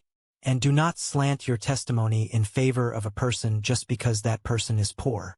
If you come upon your enemy's ox or donkey that has strayed away, take it back to its owner. If you see the donkey of someone who hates you struggling beneath a heavy load, do not walk by. Instead, stop and offer to help. Do not twist justice against people simply because they are poor. Keep far away from falsely charging anyone with evil. Never put an innocent or honest person to death. I will not allow anyone guilty of this to go free. Take no bribes, for a bribe makes you ignore something that you clearly see. A bribe always hurts the cause of the person who is in the right. Do not oppress the foreigners living among you. You know what it is like to be a foreigner. Remember your own experience in the land of Egypt. Plant and harvest your crops for 6 years, but let the land rest and lie fallow during the 7th year. Then let the poor among you harvest any volunteer crop that may come up. Leave the rest for the animals to eat. The same applies to your vineyards and olive groves. Work for 6 days and rest on the 7th. This will give your ox and your donkey a chance to rest. It will also allow the people of your household, including your slaves and visitors, to be refreshed. Be sure to obey all my instructions. And remember, never pray to or swear by any other gods. Do not even mention their names. Each year you must celebrate 3 festivals in my honor. The first is the festival of unleavened bread. For 7 days you are to eat bread made without yeast, just as I commanded you before. This festival will be an annual event at the appointed time in early spring, for that is the anniversary of your exodus from Egypt. Everyone must bring me a sacrifice at that time. You must also celebrate the festival of harvest, when you bring me the first crops of your harvest. Finally, you are to celebrate the festival of the final harvest at the end of the harvest season. At these 3 times each year, every man in Israel must appear before the sovereign Yahweh. Sacrificial blood must never be offered together with bread that has yeast in it, and no sacrificial fat may be left unoffered until the next morning. As you harvest each of your crops, bring me a choice sample of the first day's harvest. It must be offered to Yahweh your Elohim. You must not cook a young goat in its mother's milk. See, I am sending my angel before you to lead you safely to the land I have prepared for you. Pay attention to him and obey all of his instructions. Do not rebel against him, for he will not forgive your sins. He is my representative, he bears my name. But if you are careful to obey him, following all my instructions, then I will be an enemy to your enemies, and I will oppose those who oppose you. For my angel will go before you and bring you into the land of the Amorites, Hittites, Perizzites, Canaanites, Hivites, and Jebusites, so you may live there. And I will destroy them. Do not worship the gods of these other nations or serve them in any way, and never follow their evil example. Instead, you must utterly conquer them and break down their shameful idols. You must serve only Yahweh your Elohim.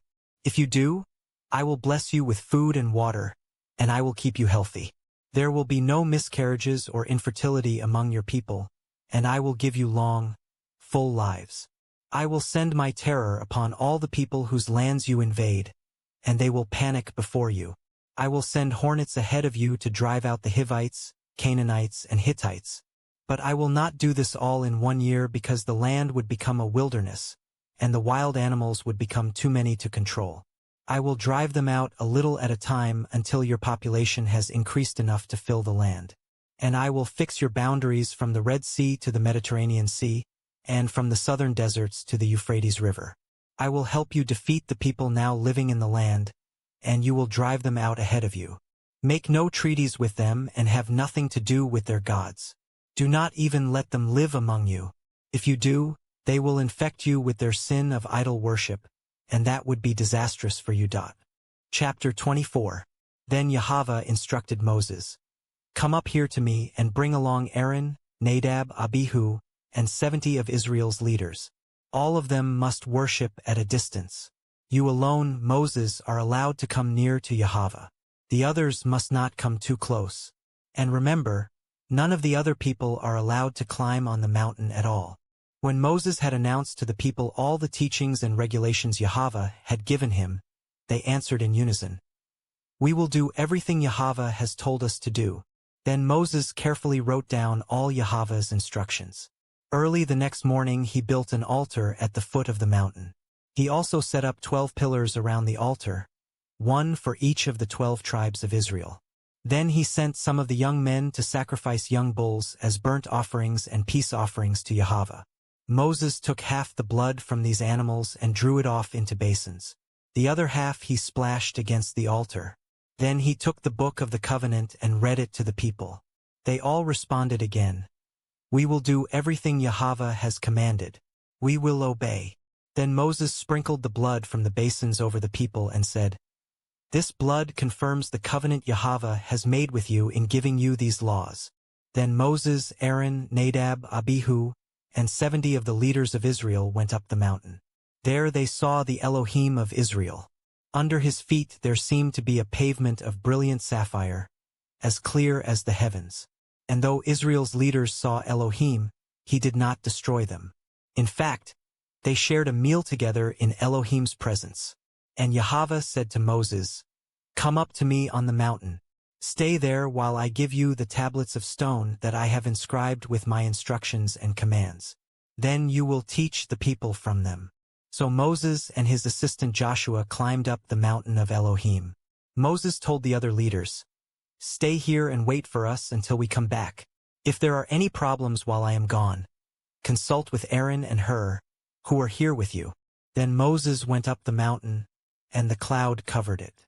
And the glorious presence of Yahweh rested upon Mount Sinai, and the cloud covered it for 6 days. On the 7th day Yahweh called to Moses from the cloud. The Israelites at the foot of the mountain saw an awesome sight. The awesome glory of Yahweh on the mountaintop looked like a devouring fire. Then Moses disappeared into the cloud as he climbed higher up the mountain. He stayed on the mountain 40 days and 40 nights. Chapter 25. Yahweh said to Moses, "Tell the people of Israel that everyone who wants to may bring me an offering. Here is a list of items you may accept on my behalf: gold, silver, and bronze, blue, purple, and scarlet yarn, fine linen, goat hair for cloth, tanned ram skins and fine goatskin leather, acacia wood, olive oil for the lamps, spices for the anointing oil and the fragrant incense, onyx stones and other stones to be set in the ephod and the chestpiece. I want the people of Israel to build me a sacred residence where I can live among them. You must make this tabernacle and its furnishings exactly according to the plans I will show you. Make an ark of acacia wood, a sacred chest 3 3/4 feet long, 2 1/4 feet wide, and 2 1/4 feet high. Overlay it inside and outside with pure gold, and put a molding of gold all around it. Cast 4 rings of gold for it, and attach them to its 4 feet, 2 rings on each side. Make poles from acacia wood, and overlay them with gold. Fit the poles into the rings at the sides of the ark to carry it. These carrying poles must never be taken from the rings. They are to be left there permanently. When the ark is finished, place inside it the stone tablets inscribed with the terms of the covenant, which I will give to you. Then make the ark's cover, the place of atonement, out of pure gold. It must be 3¾ feet long and 2¼ feet wide. Then use hammered gold to make 2 cherubim, and place them at the 2 ends of the atonement cover. Attach the cherubim to each end of the atonement cover, making it all one piece. The cherubim will face each other, looking down on the atonement cover with their wings spread out above it. Place inside the ark the stone tablets inscribed with the terms of the covenant, which I will give to you. Then put the atonement cover on top of the ark. I will meet with you there and talk to you from above the atonement cover between the gold cherubim that hover over the ark of the covenant. From there I will give you my commands for the people of Israel. Then make a table of acacia wood, 3 feet long, 1½ feet wide, and 2¼ feet high. Overlay it with pure gold and run a molding of gold around it. Put a rim about 3 inches wide around the top edge, and put a gold molding all around the rim. Make 4 gold rings and put the rings at the 4 corners by the 4 legs, close to the rim around the top. These rings will support the poles used to carry the table. Make these poles from acacia wood and overlay them with gold. And make gold plates and dishes, as well as pitchers and bowls to be used in pouring out drink offerings. You must always keep the special bread of the presence on the table before me. Make a lampstand of pure, hammered gold. The entire lampstand and its decorations will be one piece. The base, center stem, lamp cups, buds, and blossoms. It will have 6 branches, 3 branches going out from each side of the center stem. Each of the 6 branches will hold a cup shaped like an almond blossom, complete with buds and petals. The center stem of the lampstand will be decorated with 4 almond blossoms, complete with buds and petals. 1 blossom will be set beneath each pair of branches where they extend from the center stem. The decorations and branches must all be one piece with the stem, and they must be hammered from pure gold. Then make the 7 lamps for the lampstand, and set them so they reflect their light forward. The lamp snuffers and trays must also be made of pure gold. You will need 75 pounds of pure gold for the lampstand and its accessories. Be sure that you make everything according to the pattern I have shown you here on the mountain. Chapter 26. Make the tabernacle from 10 sheets of fine linen. These sheets are to be decorated with blue, purple, and scarlet yarn, with figures of cherubim skillfully embroidered into them. Each sheet must be 42 feet long and 6 feet wide. All 10 sheets must be exactly the same size. Join 5 of these sheets together into one set, then join the other 5 sheets into a second set. Put loops of blue yarn along the edge of the last sheet in each set. The 50 loops along the edge of one set are to match the 50 loops along the edge of the other. Then make 50 gold clasps to fasten the loops of the 2 sets of sheets together, making the tabernacle a single unit. Make heavy sheets of cloth from goat hair to cover the tabernacle. There must be 11 of these sheets, each 45 feet long and 6 feet wide. All 11 of these sheets must be exactly the same size. Join 5 of these together into one set, and join the other 6 into a second set. The 6th sheet of the second set is to be doubled over at the entrance of the sacred tent. Put 50 loops along the edge of the last sheet in each set, and fasten them together with 50 bronze clasps. In this way, the 2 sets will become a single unit. An extra half sheet of this roof covering will be left to hang over the back of the tabernacle, and the covering will hang down an extra 18 inches on each side. On top of these coverings, place a layer of tanned ram skins, and over them put a layer of fine goatskin leather. This will complete the roof covering. The framework of the tabernacle will consist of frames made of acacia wood. Each frame must be 15 feet high and 2¼ feet wide. There will be 2 pegs on each frame so they can be joined to the next frame. All the frames must be made this way. 20 of these frames will support the south side of the tabernacle. They will fit into 40 silver bases, 2 bases under each frame. On the north side there will also be 20 of these frames, with their 40 silver bases, 2 bases for each frame. On the west side there will be 6 frames, along with an extra frame at each corner. These corner frames will be connected at the bottom and firmly attached at the top with a single ring, forming a single unit. Both of these corner frames will be made the same way. So there will be 8 frames on that end of the tabernacle, supported by 16 silver bases, 2 bases under each frame. Make crossbars of acacia wood to run across the frames, 5 crossbars for the north side of the tabernacle, and 5 for the south side. Also make 5 crossbars for the rear of the tabernacle, which will face westward. The middle crossbar, halfway up the frames, will run all the way from one end of the tabernacle to the other. Overlay the frames with gold and make gold rings to support the crossbars. Overlay the crossbars with gold as well. Set up this tabernacle according to the design you were shown on the mountain.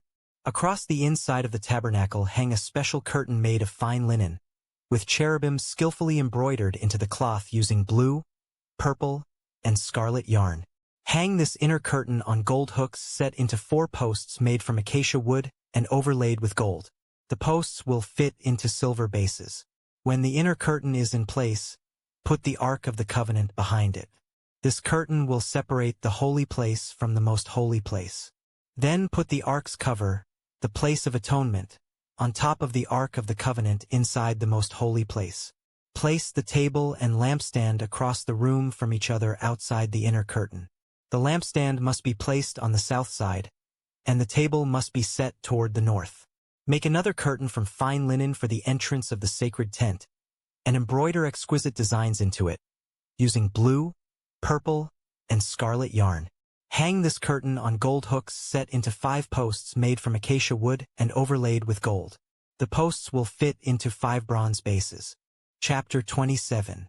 Using acacia wood, make a square altar 7.5 feet wide, 7.5 feet long, and 4.5 feet high. Make a horn at each of the 4 corners of the altar so the horns and altar are all one piece. Overlay the altar and its horns with bronze. The ash buckets, shovels, basins, meat hooks, and fire pans will all be made of bronze. Make a bronze grating with a metal ring at each corner. Fit the grating halfway down into the firebox, resting it on the ledge built there. For moving the altar, make poles from acacia wood and overlay them with bronze. To carry it, put the poles into the rings at 2 sides of the altar. The altar must be hollow, made from planks. Be careful to build it just as you were shown on the mountain. Then make a courtyard for the tabernacle, enclosed with curtains made from fine linen. On the south side, the curtains will stretch for 150 feet. They will be held up by 20 bronze posts that fit into 20 bronze bases.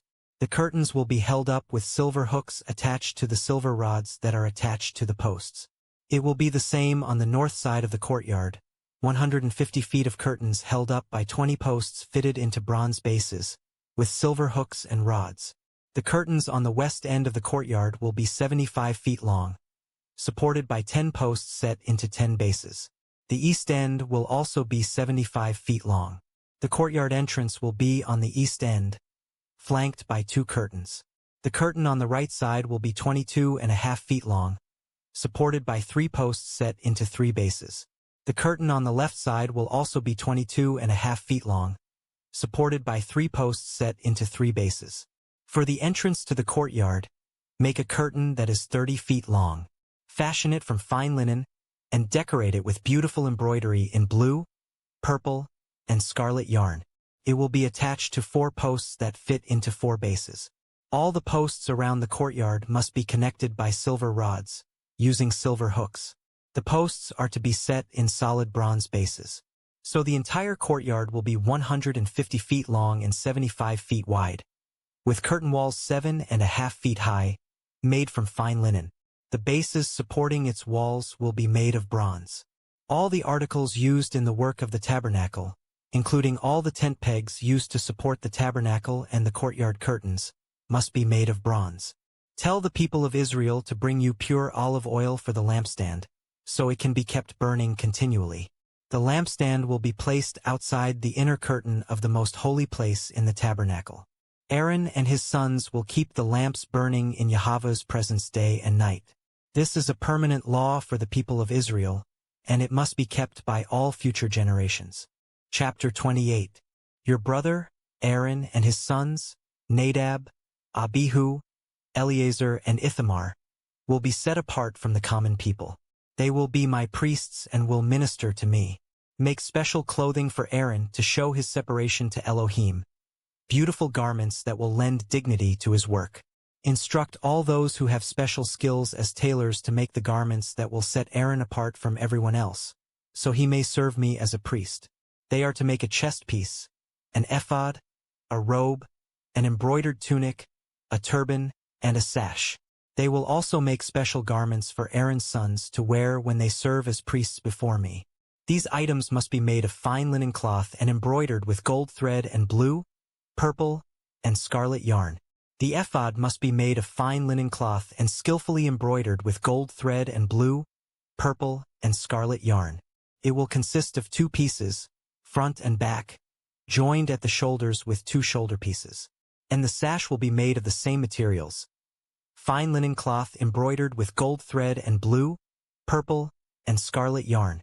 Take 2 onyx stones and engrave on them the names of the tribes of Israel. 6 names will be on each stone, naming all the tribes in the order of their ancestors' births. Engrave these names in the same way a gem cutter engraves a seal. Mount the stones in gold settings. Fasten the 2 stones on the shoulder pieces of the ephod as memorial stones for the people of Israel.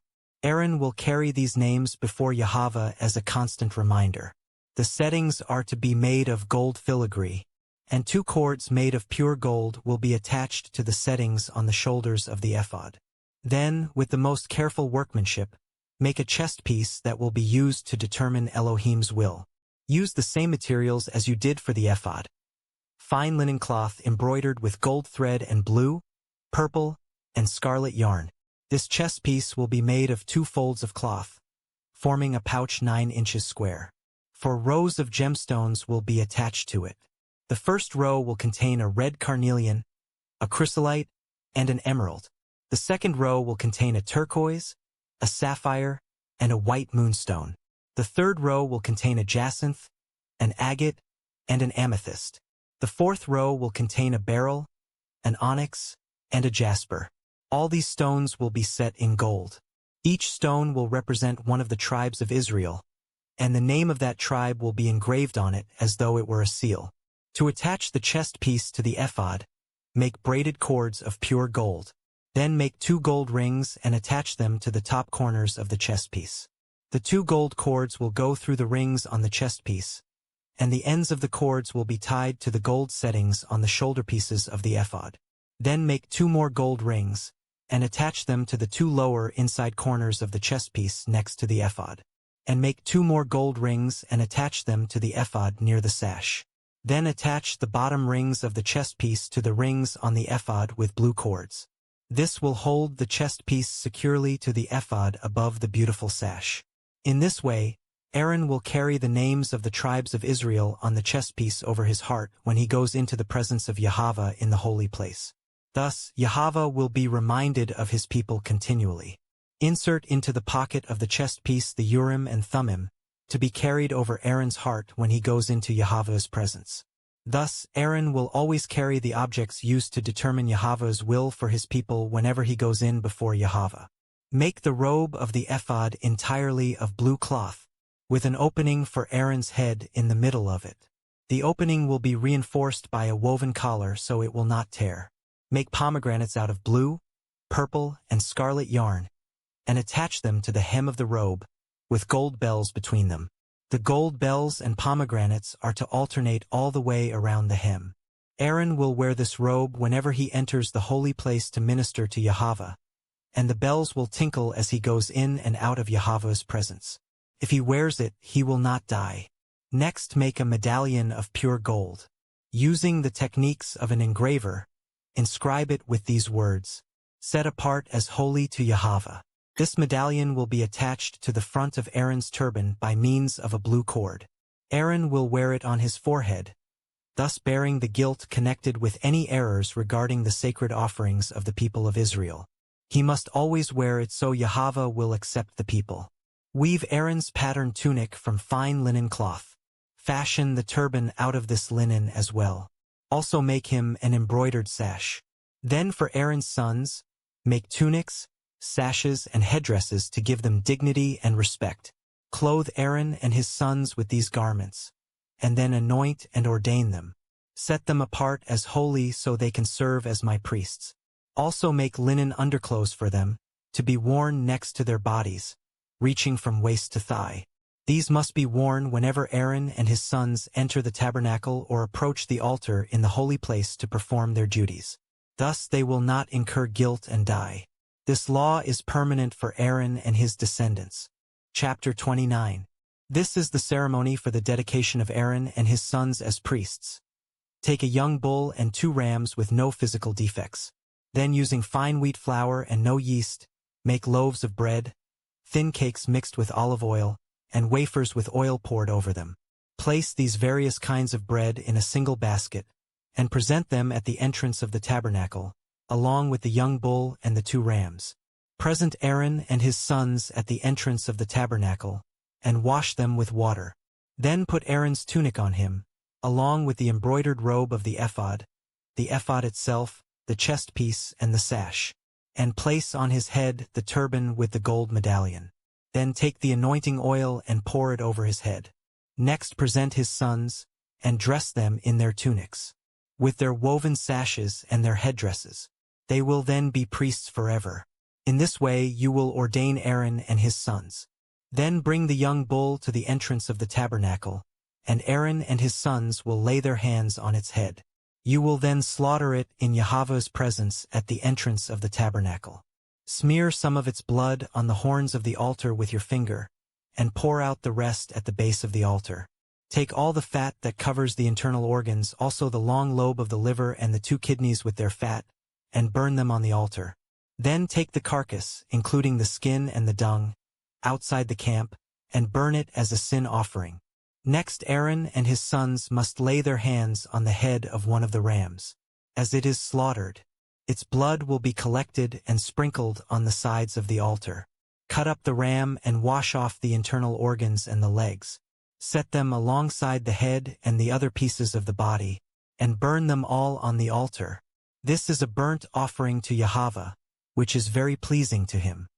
Now take the other ram and have Aaron and his sons lay their hands on its head as it is slaughtered. Collect the blood and place some of it on the tip of the right earlobes of Aaron and his sons.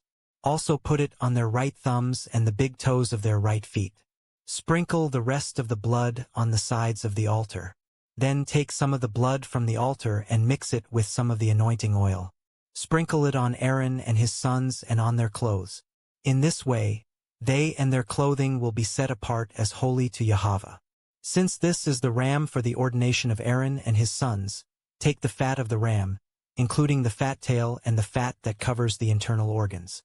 Also, take the long lobe of the liver, the 2 kidneys with their fat, and the right thigh. Then take 1 loaf of bread, 1 cake mixed with olive oil, and 1 wafer from the basket of yeastless bread that was placed before Yahweh. Put all these in the hands of Aaron and his sons to be lifted up as a special gift to Yahweh. Afterward take the bread from their hands, and burn it on the altar as a burnt offering that will be pleasing to Yahweh.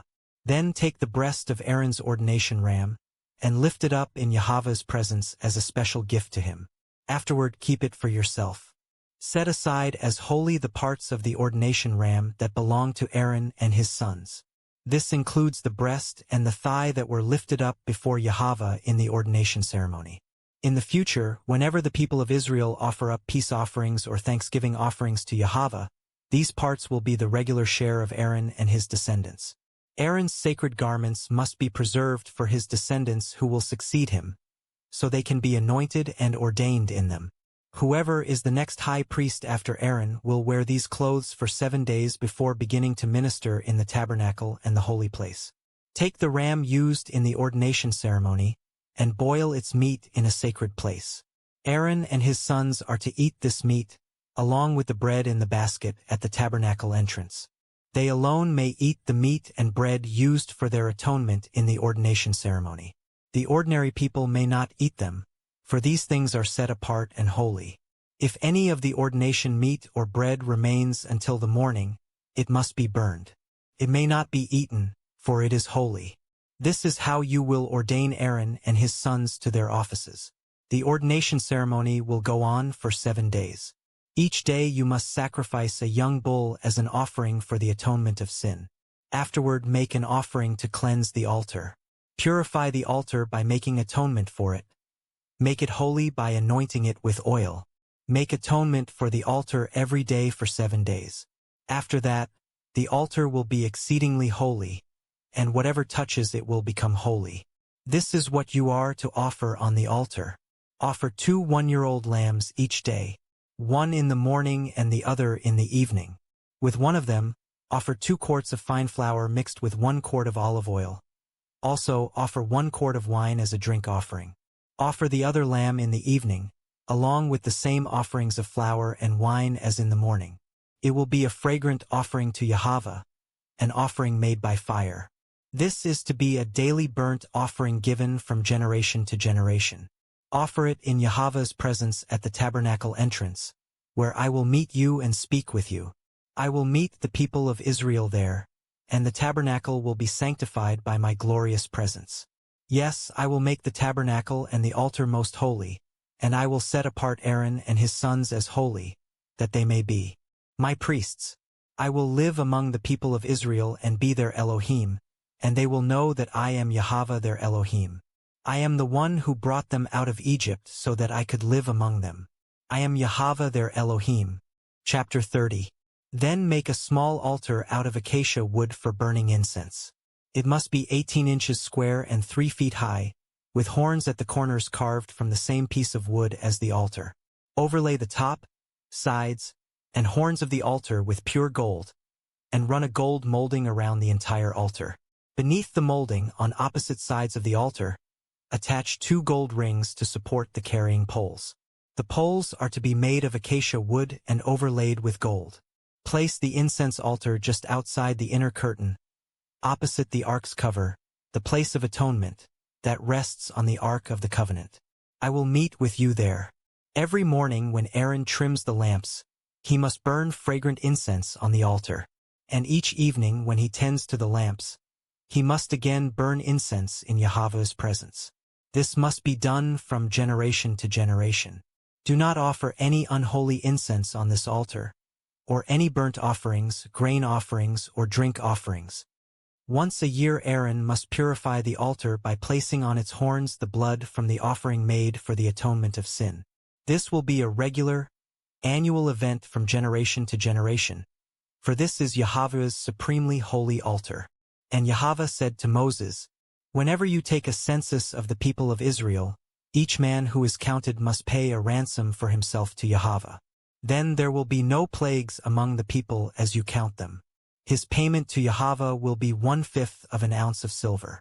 All who have reached their 20th birthday must give this offering to Yahweh. When this offering is given to Yahweh to make atonement for yourselves, the rich must not give more, and the poor must not give less. Use this money for the care of the tabernacle.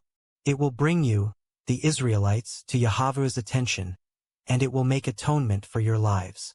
And Yahweh said to Moses, "Make a large bronze washbasin with a bronze pedestal.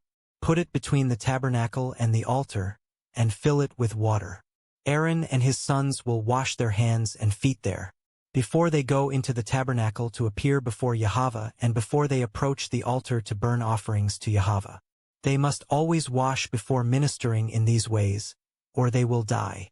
This is a permanent law for Aaron and his descendants, to be kept from generation to generation."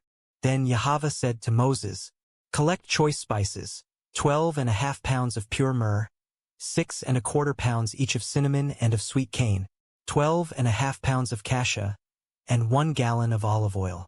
Blend these ingredients into a holy anointing oil. Use this scented oil to anoint the tabernacle, the Ark of the Covenant, the table and all its utensils, the lampstand and all its accessories, the incense altar, the altar of burnt offering with all its utensils, and the large washbasin with its pedestal. Sanctify them to make them entirely holy.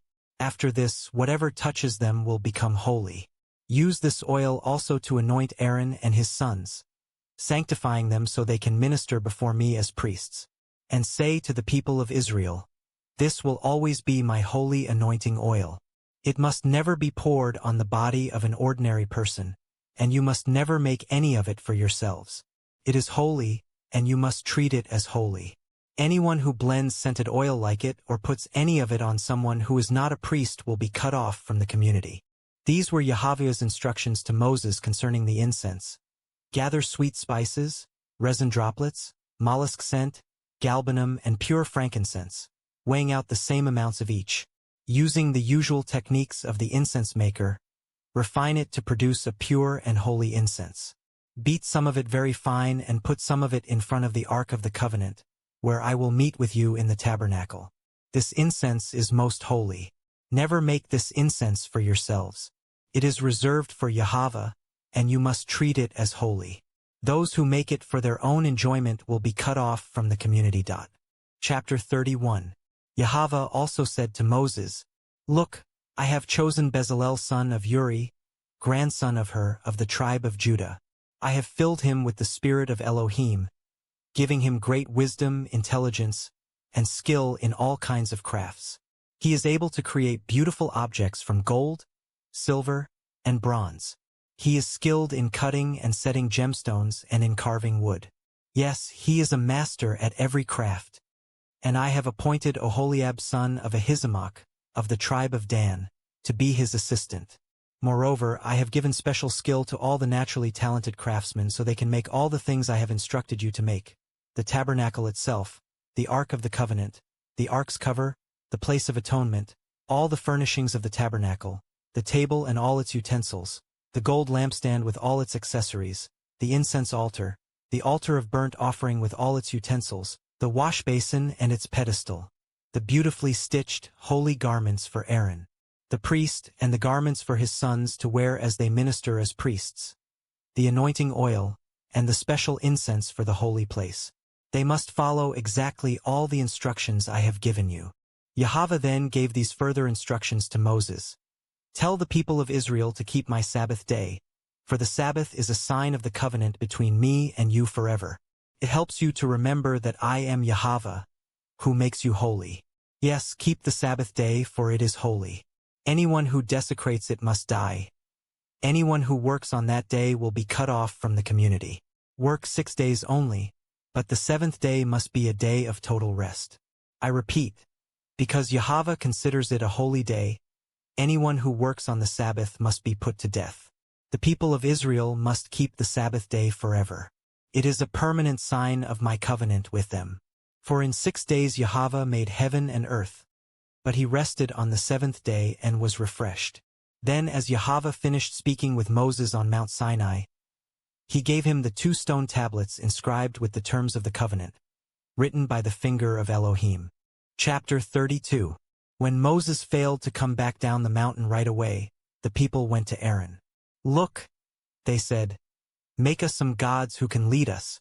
This man Moses, who brought us here from Egypt, has disappeared. We don't know what has happened to him.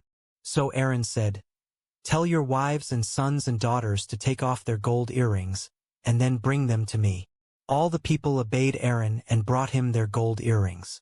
Then Aaron took the gold, melted it down, and molded and tooled it into the shape of a calf. The people exclaimed, O Israel, these are the gods who brought you out of Egypt.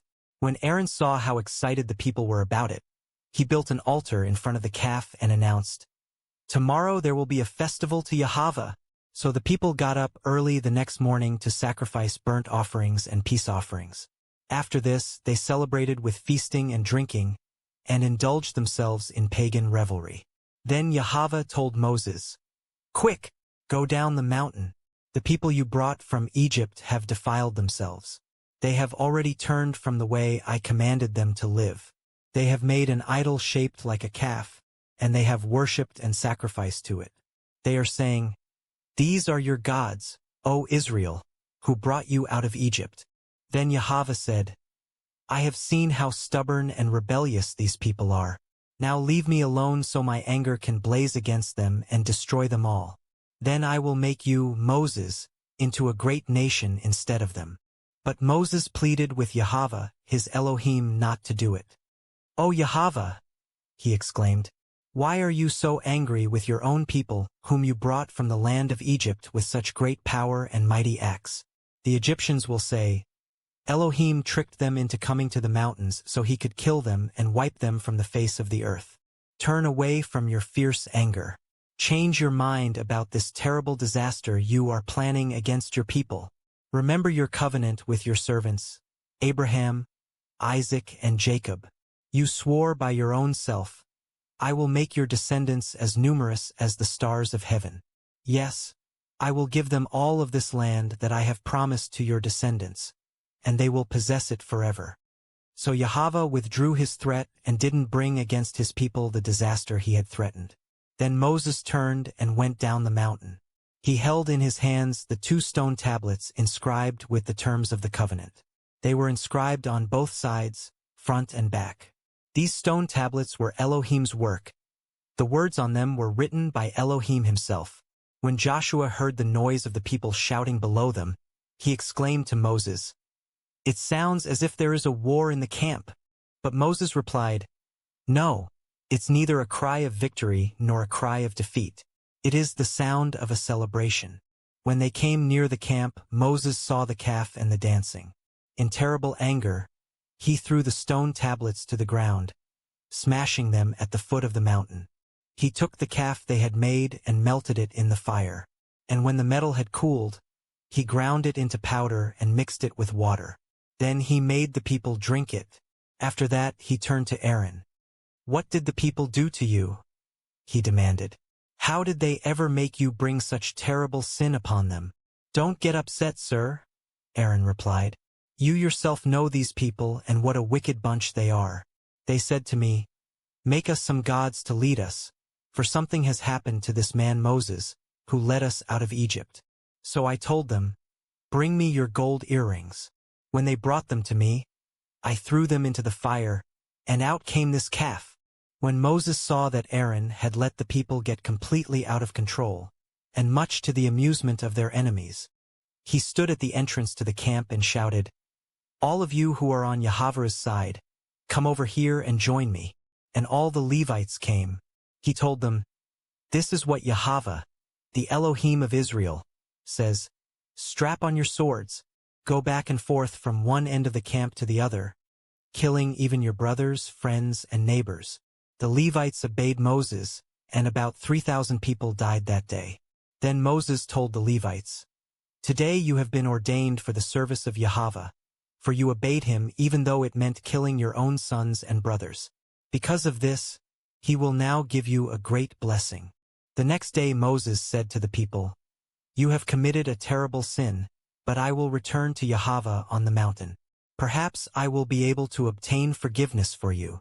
So Moses returned to Yahweh and said, "Alas, these people have committed a terrible sin. They have made gods of gold for themselves. But now, please forgive their sin, and if not, then blot me out of the record you are keeping." Yahweh replied to Moses, "I will blot out whoever has sinned against me. Now go, lead the people to the place I told you about. Look, my angel will lead the way before you, but when I call the people to account, I will certainly punish them for their sins." And Yahweh sent a great plague upon the people because they had worshipped the calf Aaron had made. Chapter 33. Yahweh said to Moses, "Now that you have brought these people out of Egypt, lead them to the land I solemnly promised Abraham, Isaac, and Jacob. I told them long ago that I would give this land to their descendants. And I will send an angel before you to drive out the Canaanites, Amorites, Hittites, Perizzites, Hivites, and Jebusites. Theirs is a land flowing with milk and honey. But I will not travel along with you, for you are a stubborn, unruly people. If I did, I would be tempted to destroy you along the way." When the people heard these stern words, they went into mourning and refused to wear their jewelry and ornaments. For Yahweh had told Moses to tell them, "You are an unruly, stubborn people. If I were there among you for even a moment, I would destroy you. Remove your jewelry and ornaments until I decide what to do with you." So from the time they left Mount Sinai, the Israelites wore no more jewelry. It was Moses' custom to set up the tent known as the tent of meeting far outside the camp. Everyone who wanted to consult with Yahweh would go there. Whenever Moses went out to the tent of meeting, all the people would get up and stand in their tent entrances. They would all watch Moses until he disappeared inside. As he went into the tent, The pillar of cloud would come down and hover at the entrance while Yahweh spoke with Moses. Then all the people would stand and bow low at their tent entrances. Inside the tent of meeting, Yahweh would speak to Moses face to face, as a man speaks to his friend. Afterward Moses would return to the camp, but the young man who assisted him, Joshua son of Nun, stayed behind in the tent of meeting. Moses said to Yahweh, "You have been telling me, take these people up to the promised land, but you haven't told me whom you will send with me. You call me by name and tell me I have found favor with you. Please, if this is really so, show me your intentions so I will understand you more fully and do exactly what you want me to do. Besides, don't forget that this nation is your very own people." And Yahweh replied, "I will personally go with you, Moses. I will give you rest.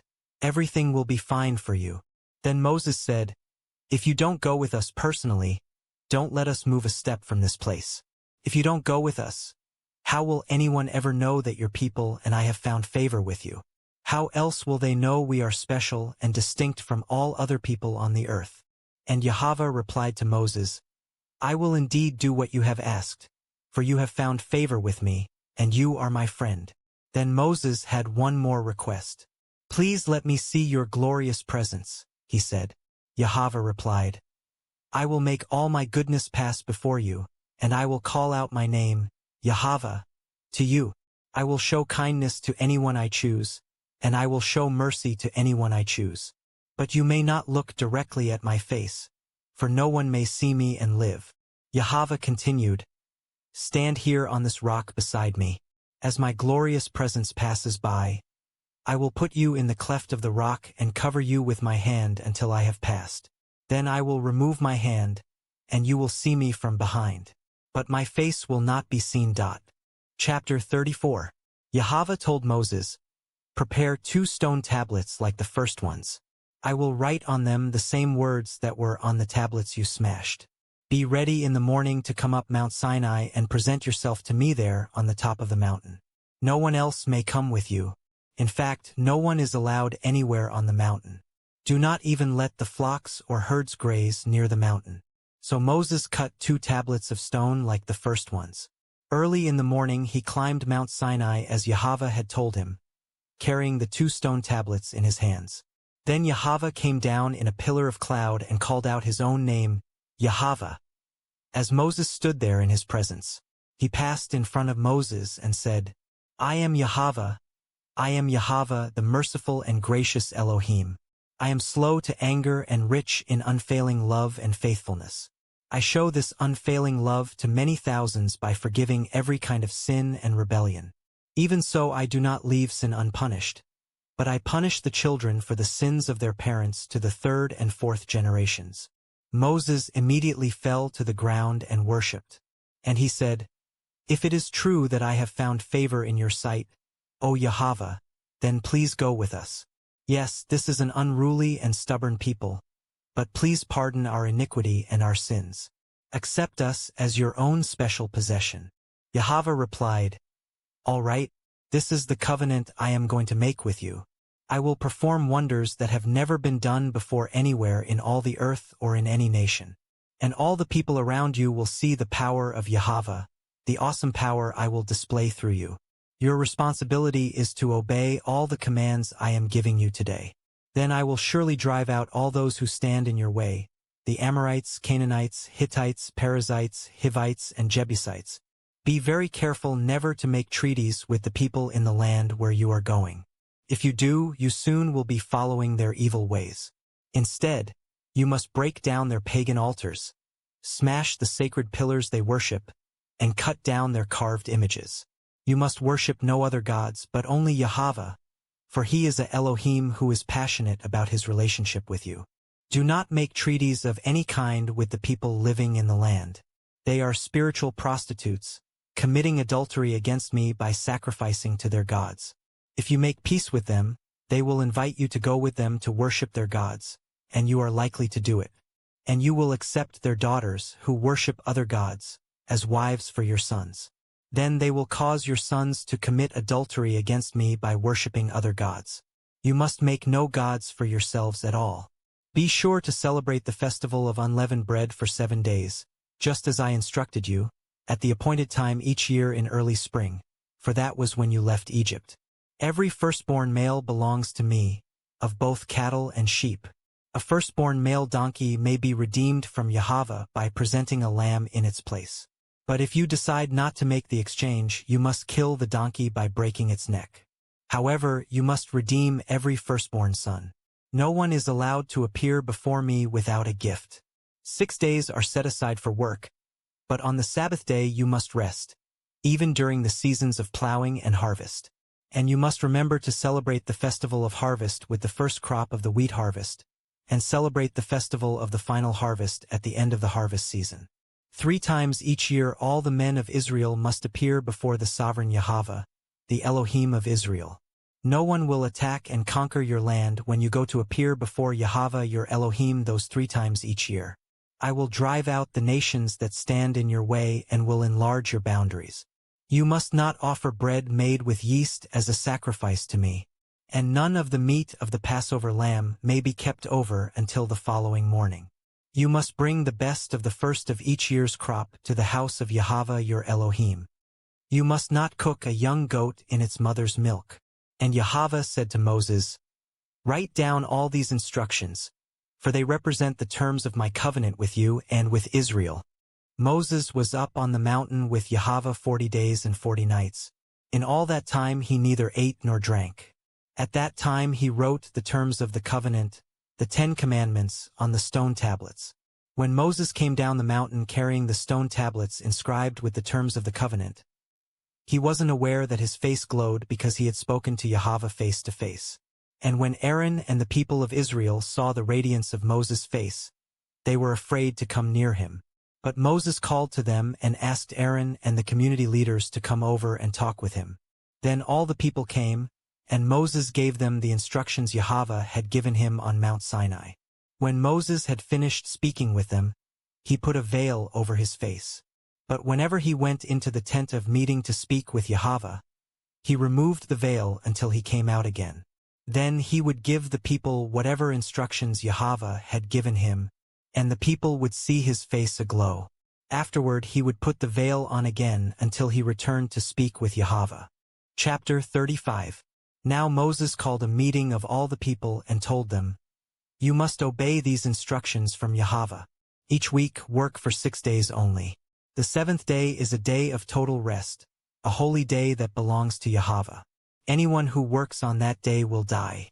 Do not even light fires in your homes on that day." Then Moses said to all the people, "This is what Yahweh has commanded.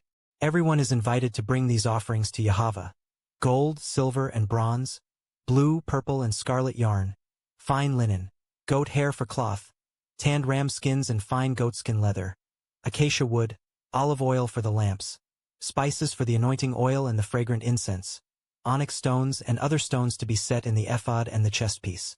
Come, all of you who are gifted craftsmen, construct everything that Yahweh has commanded. The entire tabernacle, including the sacred tent and its coverings, the clasps, frames, crossbars, posts, and bases, the ark and its poles, the ark's cover, the place of atonement, the inner curtain to enclose the ark in the most holy place, the table, its carrying poles, and all of its utensils, the bread of the presence, the lampstand and its accessories, the lamp cups and the oil for lighting, the incense altar and its carrying poles, the anointing oil and fragrant incense, the curtain for the entrance of the tabernacle, the altar of burnt offering, the bronze grating of the altar and its carrying poles and utensils, the large washbasin with its pedestal, the curtains for the walls of the courtyard, the posts and their bases, the curtain for the entrance to the courtyard, the tent pegs of the tabernacle and courtyard and their cords, the beautifully stitched clothing for the priests to wear while ministering in the holy place, the sacred garments for Aaron and his sons to wear while officiating as priests. So all the people left Moses and went to their tents to prepare their gifts. If their hearts were stirred and they desired to do so, they brought to Yahweh their offerings of materials for the tabernacle and its furnishings and for the holy garments.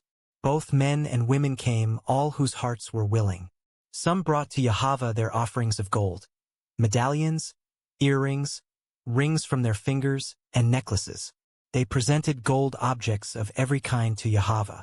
Others brought blue, purple and scarlet yarn, fine linen, or goat hair for cloth. Some gave tanned ram skins or fine goatskin leather. Others brought silver and bronze objects as their offering to Yahweh. And those who had acacia wood brought it. All the women who were skilled in sewing and spinning prepared blue, purple, and scarlet yarn, and fine linen cloth, and they brought them in. All the women who were willing used their skills to spin and weave the goat hair into cloth. The leaders brought onyx stones and the other gemstones to be used for the ephod and the chestpiece. They also brought spices and olive oil for the light, the anointing oil, and the fragrant incense. So the people of Israel, every man and woman who wanted to help in the work Yahweh had given them through Moses, brought their offerings to Yahweh. And Moses told them, Yahweh has chosen Bezalel son of Uri, grandson of Hur, of the tribe of Judah. Yahweh has filled Bezalel with the spirit of Elohim, giving him great wisdom, intelligence, and skill in all kinds of crafts. He is able to create beautiful objects from gold, silver, and bronze. He is skilled in cutting and setting gemstones and in carving wood. In fact, he has every necessary skill. And Yahweh has given both him and Oholiab son of Ahisamach, of the tribe of Dan, the ability to teach their skills to others. Yahweh has given them special skills as jewelers, designers, weavers, and embroiderers in blue, purple, and scarlet yarn on fine linen cloth. They excel in all the crafts needed for the work. Chapter 36. Bezalel, Oholiab, and the other craftsmen whom Yahweh has gifted with wisdom, skill, and intelligence will construct and furnish the tabernacle, just as Yahweh has commanded. So Moses told Bezalel and Oholiab to begin the work, along with all those who were specially gifted by Yahweh. Moses gave them the materials donated by the people for the completion of the sanctuary. Additional gifts were brought each morning. But finally the craftsmen left their work to meet with Moses. We have more than enough materials on hand now to complete the job Yahweh has given us to do, they exclaimed. So Moses gave the command, and this message was sent throughout the camp. Bring no more materials. You have already given more than enough. So the people stopped bringing their offerings. Their contributions were more than enough to complete the whole project. The skilled weavers first made 10 sheets from fine linen. One of the craftsmen then embroidered blue, purple, and scarlet cherubim into them. Each sheet was exactly the same size, 42 feet long and 6 feet wide. 5 of these sheets were joined together to make one set, and a second set was made of the other 5. 50 blue loops were placed along the edge of the last sheet in each set. The 50 loops along the edge of the first set of sheets matched the loops along the edge of the second set. Then 50 gold clasps were made to connect the loops on the edge of each set. Thus the tabernacle was joined together in one piece. Above the tabernacle, a roof covering was made from 11 sheets of cloth made from goat hair. Each sheet was exactly the same size, 45 feet long and 6 feet wide. The craftsmen joined 5 of these sheets together to make one set, and the 6 remaining sheets were joined to make a second set. Then they made 50 loops along the edge of the last sheet in each set. They also made 50 small bronze clasps to couple the loops, so the 2 sets of sheets were firmly attached to each other. In this way, the roof covering was joined together in one piece. Then they made 2 more layers for the roof covering. The first was made of tanned ram skins, and the second was made of fine goatskin leather. For the framework of the tabernacle, they made frames of acacia wood standing on end. Each frame was 15 feet high and 2¼ feet wide. There were 2 pegs on each frame so they could be joined to the next frame. All the frames were made this way. They made 20 frames to support the south side, along with 40 silver bases, 2 for each frame. They also made 20 frames for the north side of the tabernacle, along with 40 silver bases, 2 for each frame. The west side of the tabernacle, which was its rear, was made from 6 frames, plus an extra frame at each corner. These corner frames were connected at the bottom and firmly attached at the top with a single ring, forming a single unit from top to bottom. They made 2 of these, 1 for each rear corner. So for the west side they made a total of 8 frames, along with 16 silver bases, 2 for each frame. Then they made 5 crossbars from acacia wood to tie the frames on the south side together. They made another 5 for the north side and 5 for the west side. The middle crossbar of the 5 was halfway up the frames, along each side, running from one end to the other. The frames and crossbars were all overlaid with gold. The rings used to hold the crossbars were made of pure gold. The inner curtain was made of fine linen cloth, and cherubim were skillfully embroidered into it with blue, purple, and scarlet yarn. This curtain was then attached to 4 gold hooks set into 4 posts of acacia wood. The posts were overlaid with gold and set into 4 silver bases. Then they made another curtain for the entrance to the sacred tent. It was made of fine linen cloth and embroidered with blue, purple, and scarlet yarn. This curtain was connected by 5 hooks to 5 posts. The posts with their decorated tops and bands were overlaid with gold. The 5 bases were molded from bronze. Chapter 37. Next Bezalel made the ark out of acacia wood. It was 3 3/4 feet long, 2 1/4 feet wide, and 2 1/4 feet high. It was overlaid with pure gold inside and out, and it had a molding of gold all the way around. 4 gold rings were fastened to its 4 feet, 2 rings at each side. Then he made poles from acacia wood and overlaid them with gold. He put the poles into the rings at the sides of the ark to carry it. Then, from pure gold, he made the ark's cover, the place of atonement. It was 3 3/4 feet long and 2 1/4 feet wide. He made 2 figures of cherubim out of hammered gold and placed them at the 2 ends of the atonement cover. They were made so they were actually a part of the atonement cover. It was all one piece. The cherubim faced each other as they looked down on the atonement cover, and their wings were stretched out above the atonement cover to protect it. Then he made a table out of acacia wood, 3 feet long, 1 1/2 feet wide, and 2 1/4 feet high. It was overlaid with pure gold, with a gold molding all around the edge. A rim about 3 inches wide was attached along the edges of the table, and a gold molding ran around the rim. Then he cast 4 rings of gold and attached them to the 4 table legs. Next to the rim, these were made to hold the carrying poles in place. He made the carrying poles of acacia wood and overlaid them with gold. Next, using pure gold, he made the plates, dishes, bowls, and pitchers to be placed on the table. These utensils were to be used in pouring out drink offerings. Then he made the lampstand, again using pure hammered gold. Its base, center stem, lamp cups, blossoms, and buds were all of one piece. The lampstand had 6 branches, 3 going out from each side of the center stem. Each of the 6 branches held a cup shaped like an almond blossom, complete with buds and petals. The center stem of the lampstand was also decorated with 4 almond blossoms. 1 blossom was set beneath each pair of branches, where they extended from the center stem. The decorations and branches were all one piece with the stem, and they were hammered from pure gold. He also made the 7 lamps, the lamp snuffers, and the trays, all of pure gold. The entire lampstand, along with its accessories, was made from 75 pounds of pure gold. The incense altar was made of acacia wood. It was 18 inches square and 3 feet high, with its corner horns made from the same piece of wood as the altar itself. He overlaid the top, sides, and horns of the altar with pure gold and ran a gold molding around the edge. 2 gold rings were placed on opposite sides, beneath the molding, to hold the carrying poles. The carrying poles were made of acacia wood and were overlaid with gold. Then he made the sacred oil, for anointing the priests, and the fragrant incense, using the techniques of the most skilled incense maker. Chapter 38. The altar for burning animal sacrifices also was constructed of acacia wood.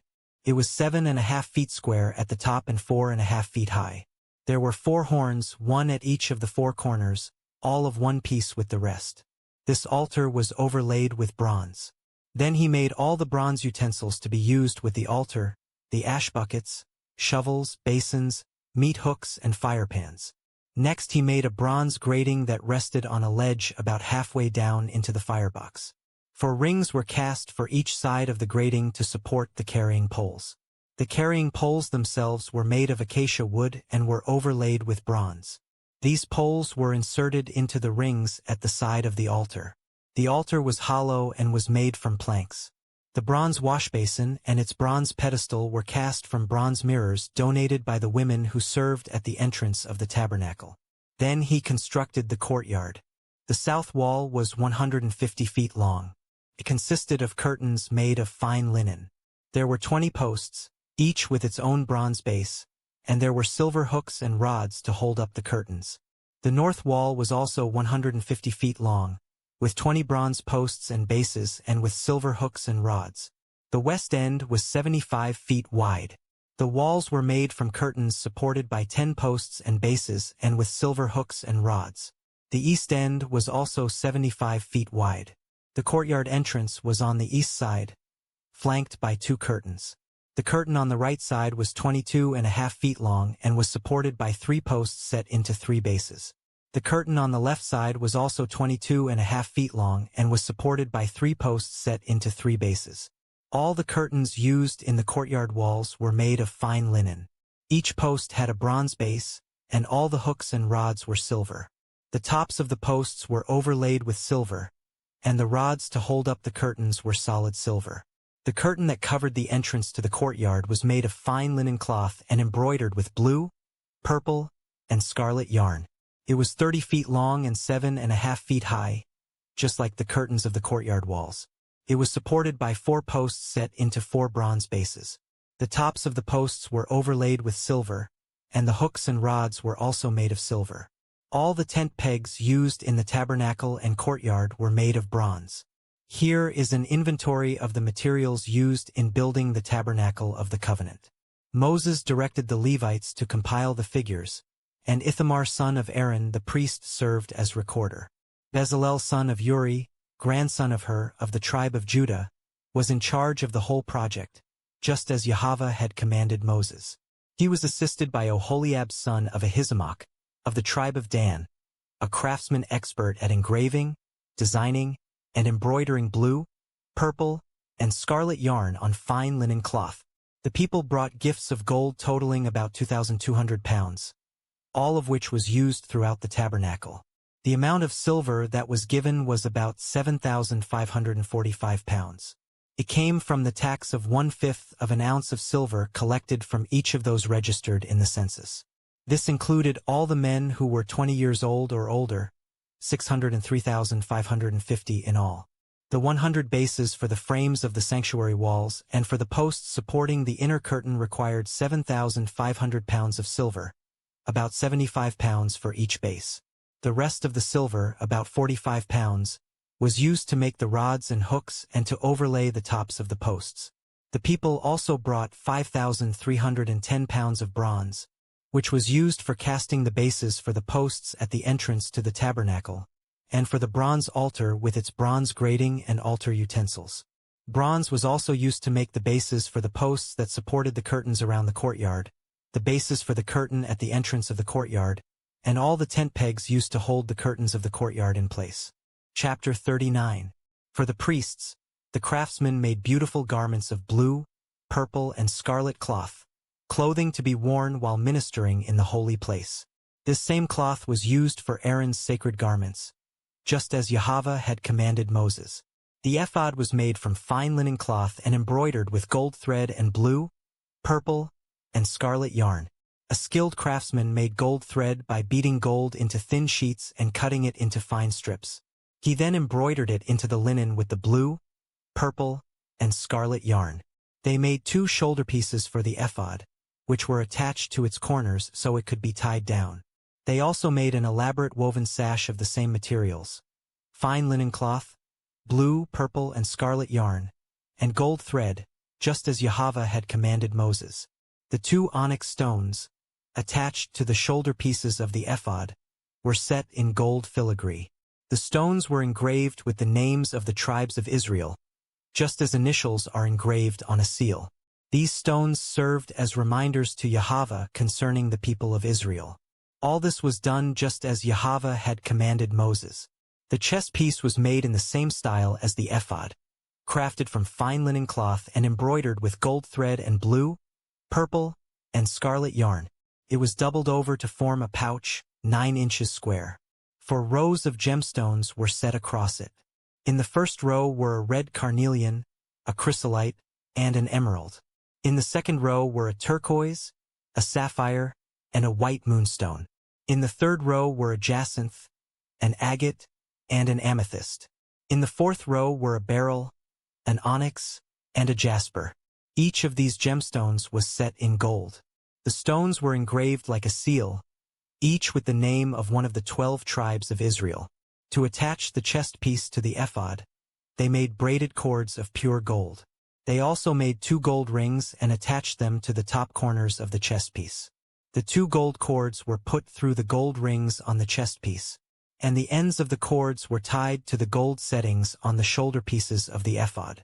2 more gold rings were attached to the lower inside corners of the chest piece next to the ephod. Then 2 gold rings were attached to the ephod near the sash. Blue cords were used to attach the bottom rings of the chest piece to the rings on the ephod. In this way, the chest piece was held securely to the ephod above the beautiful sash. All this was done just as Yahweh had commanded Moses. The robe of the ephod was woven entirely of blue yarn, with an opening for Aaron's head in the middle of it. The edge of this opening was reinforced with a woven collar, so it would not tear. Pomegranates were attached to the bottom edge of the robe. These were finely crafted of blue, purple, and scarlet yarn. Bells of pure gold were placed between the pomegranates along the hem of the robe, with bells and pomegranates alternating all around the hem. This robe was to be worn when Aaron ministered to Yahweh, just as Yahweh had commanded Moses. Tunics were then made for Aaron and his sons from fine linen cloth. The turban, the headdresses, and the underclothes were all made of this fine linen. The sashes were made of fine linen cloth and embroidered with blue, purple, and scarlet yarn, just as Yahweh had commanded Moses. Finally, they made the sacred medallion of pure gold to be worn on the front of the turban. Using the techniques of an engraver, they inscribed it with these words, "Set apart as holy to Yahweh." This medallion was tied to the turban with a blue cord, just as Yahweh had commanded Moses. And so at last the tabernacle was finished. The Israelites had done everything just as Yahweh had commanded Moses, and they brought the entire tabernacle to Moses.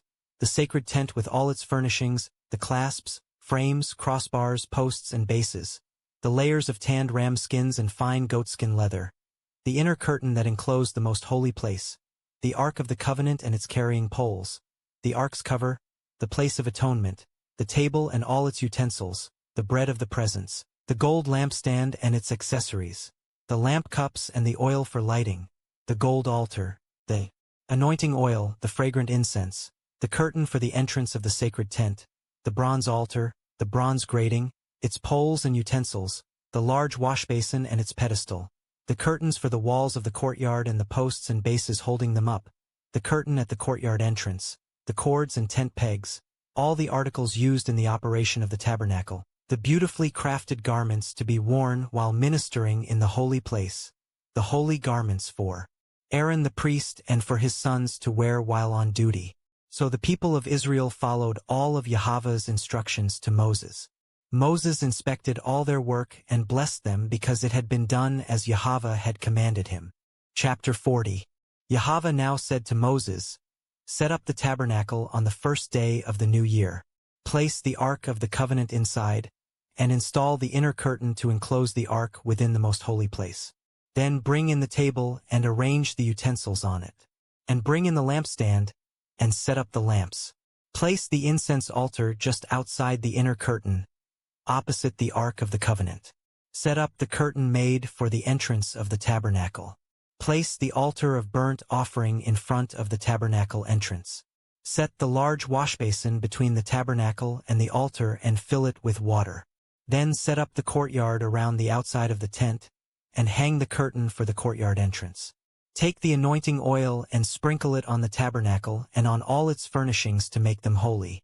Sprinkle the anointing oil on the altar of burnt offering and its utensils, sanctifying them. Then the altar will become most holy. Next anoint the large washbasin and its pedestal to make them holy. Bring Aaron and his sons to the entrance of the tabernacle, and wash them with water. Clothe Aaron with the holy garments and anoint him, setting him apart to serve me as a priest. Then bring his sons and dress them in their tunics. Anoint them as you did their father, so they may serve me as priests.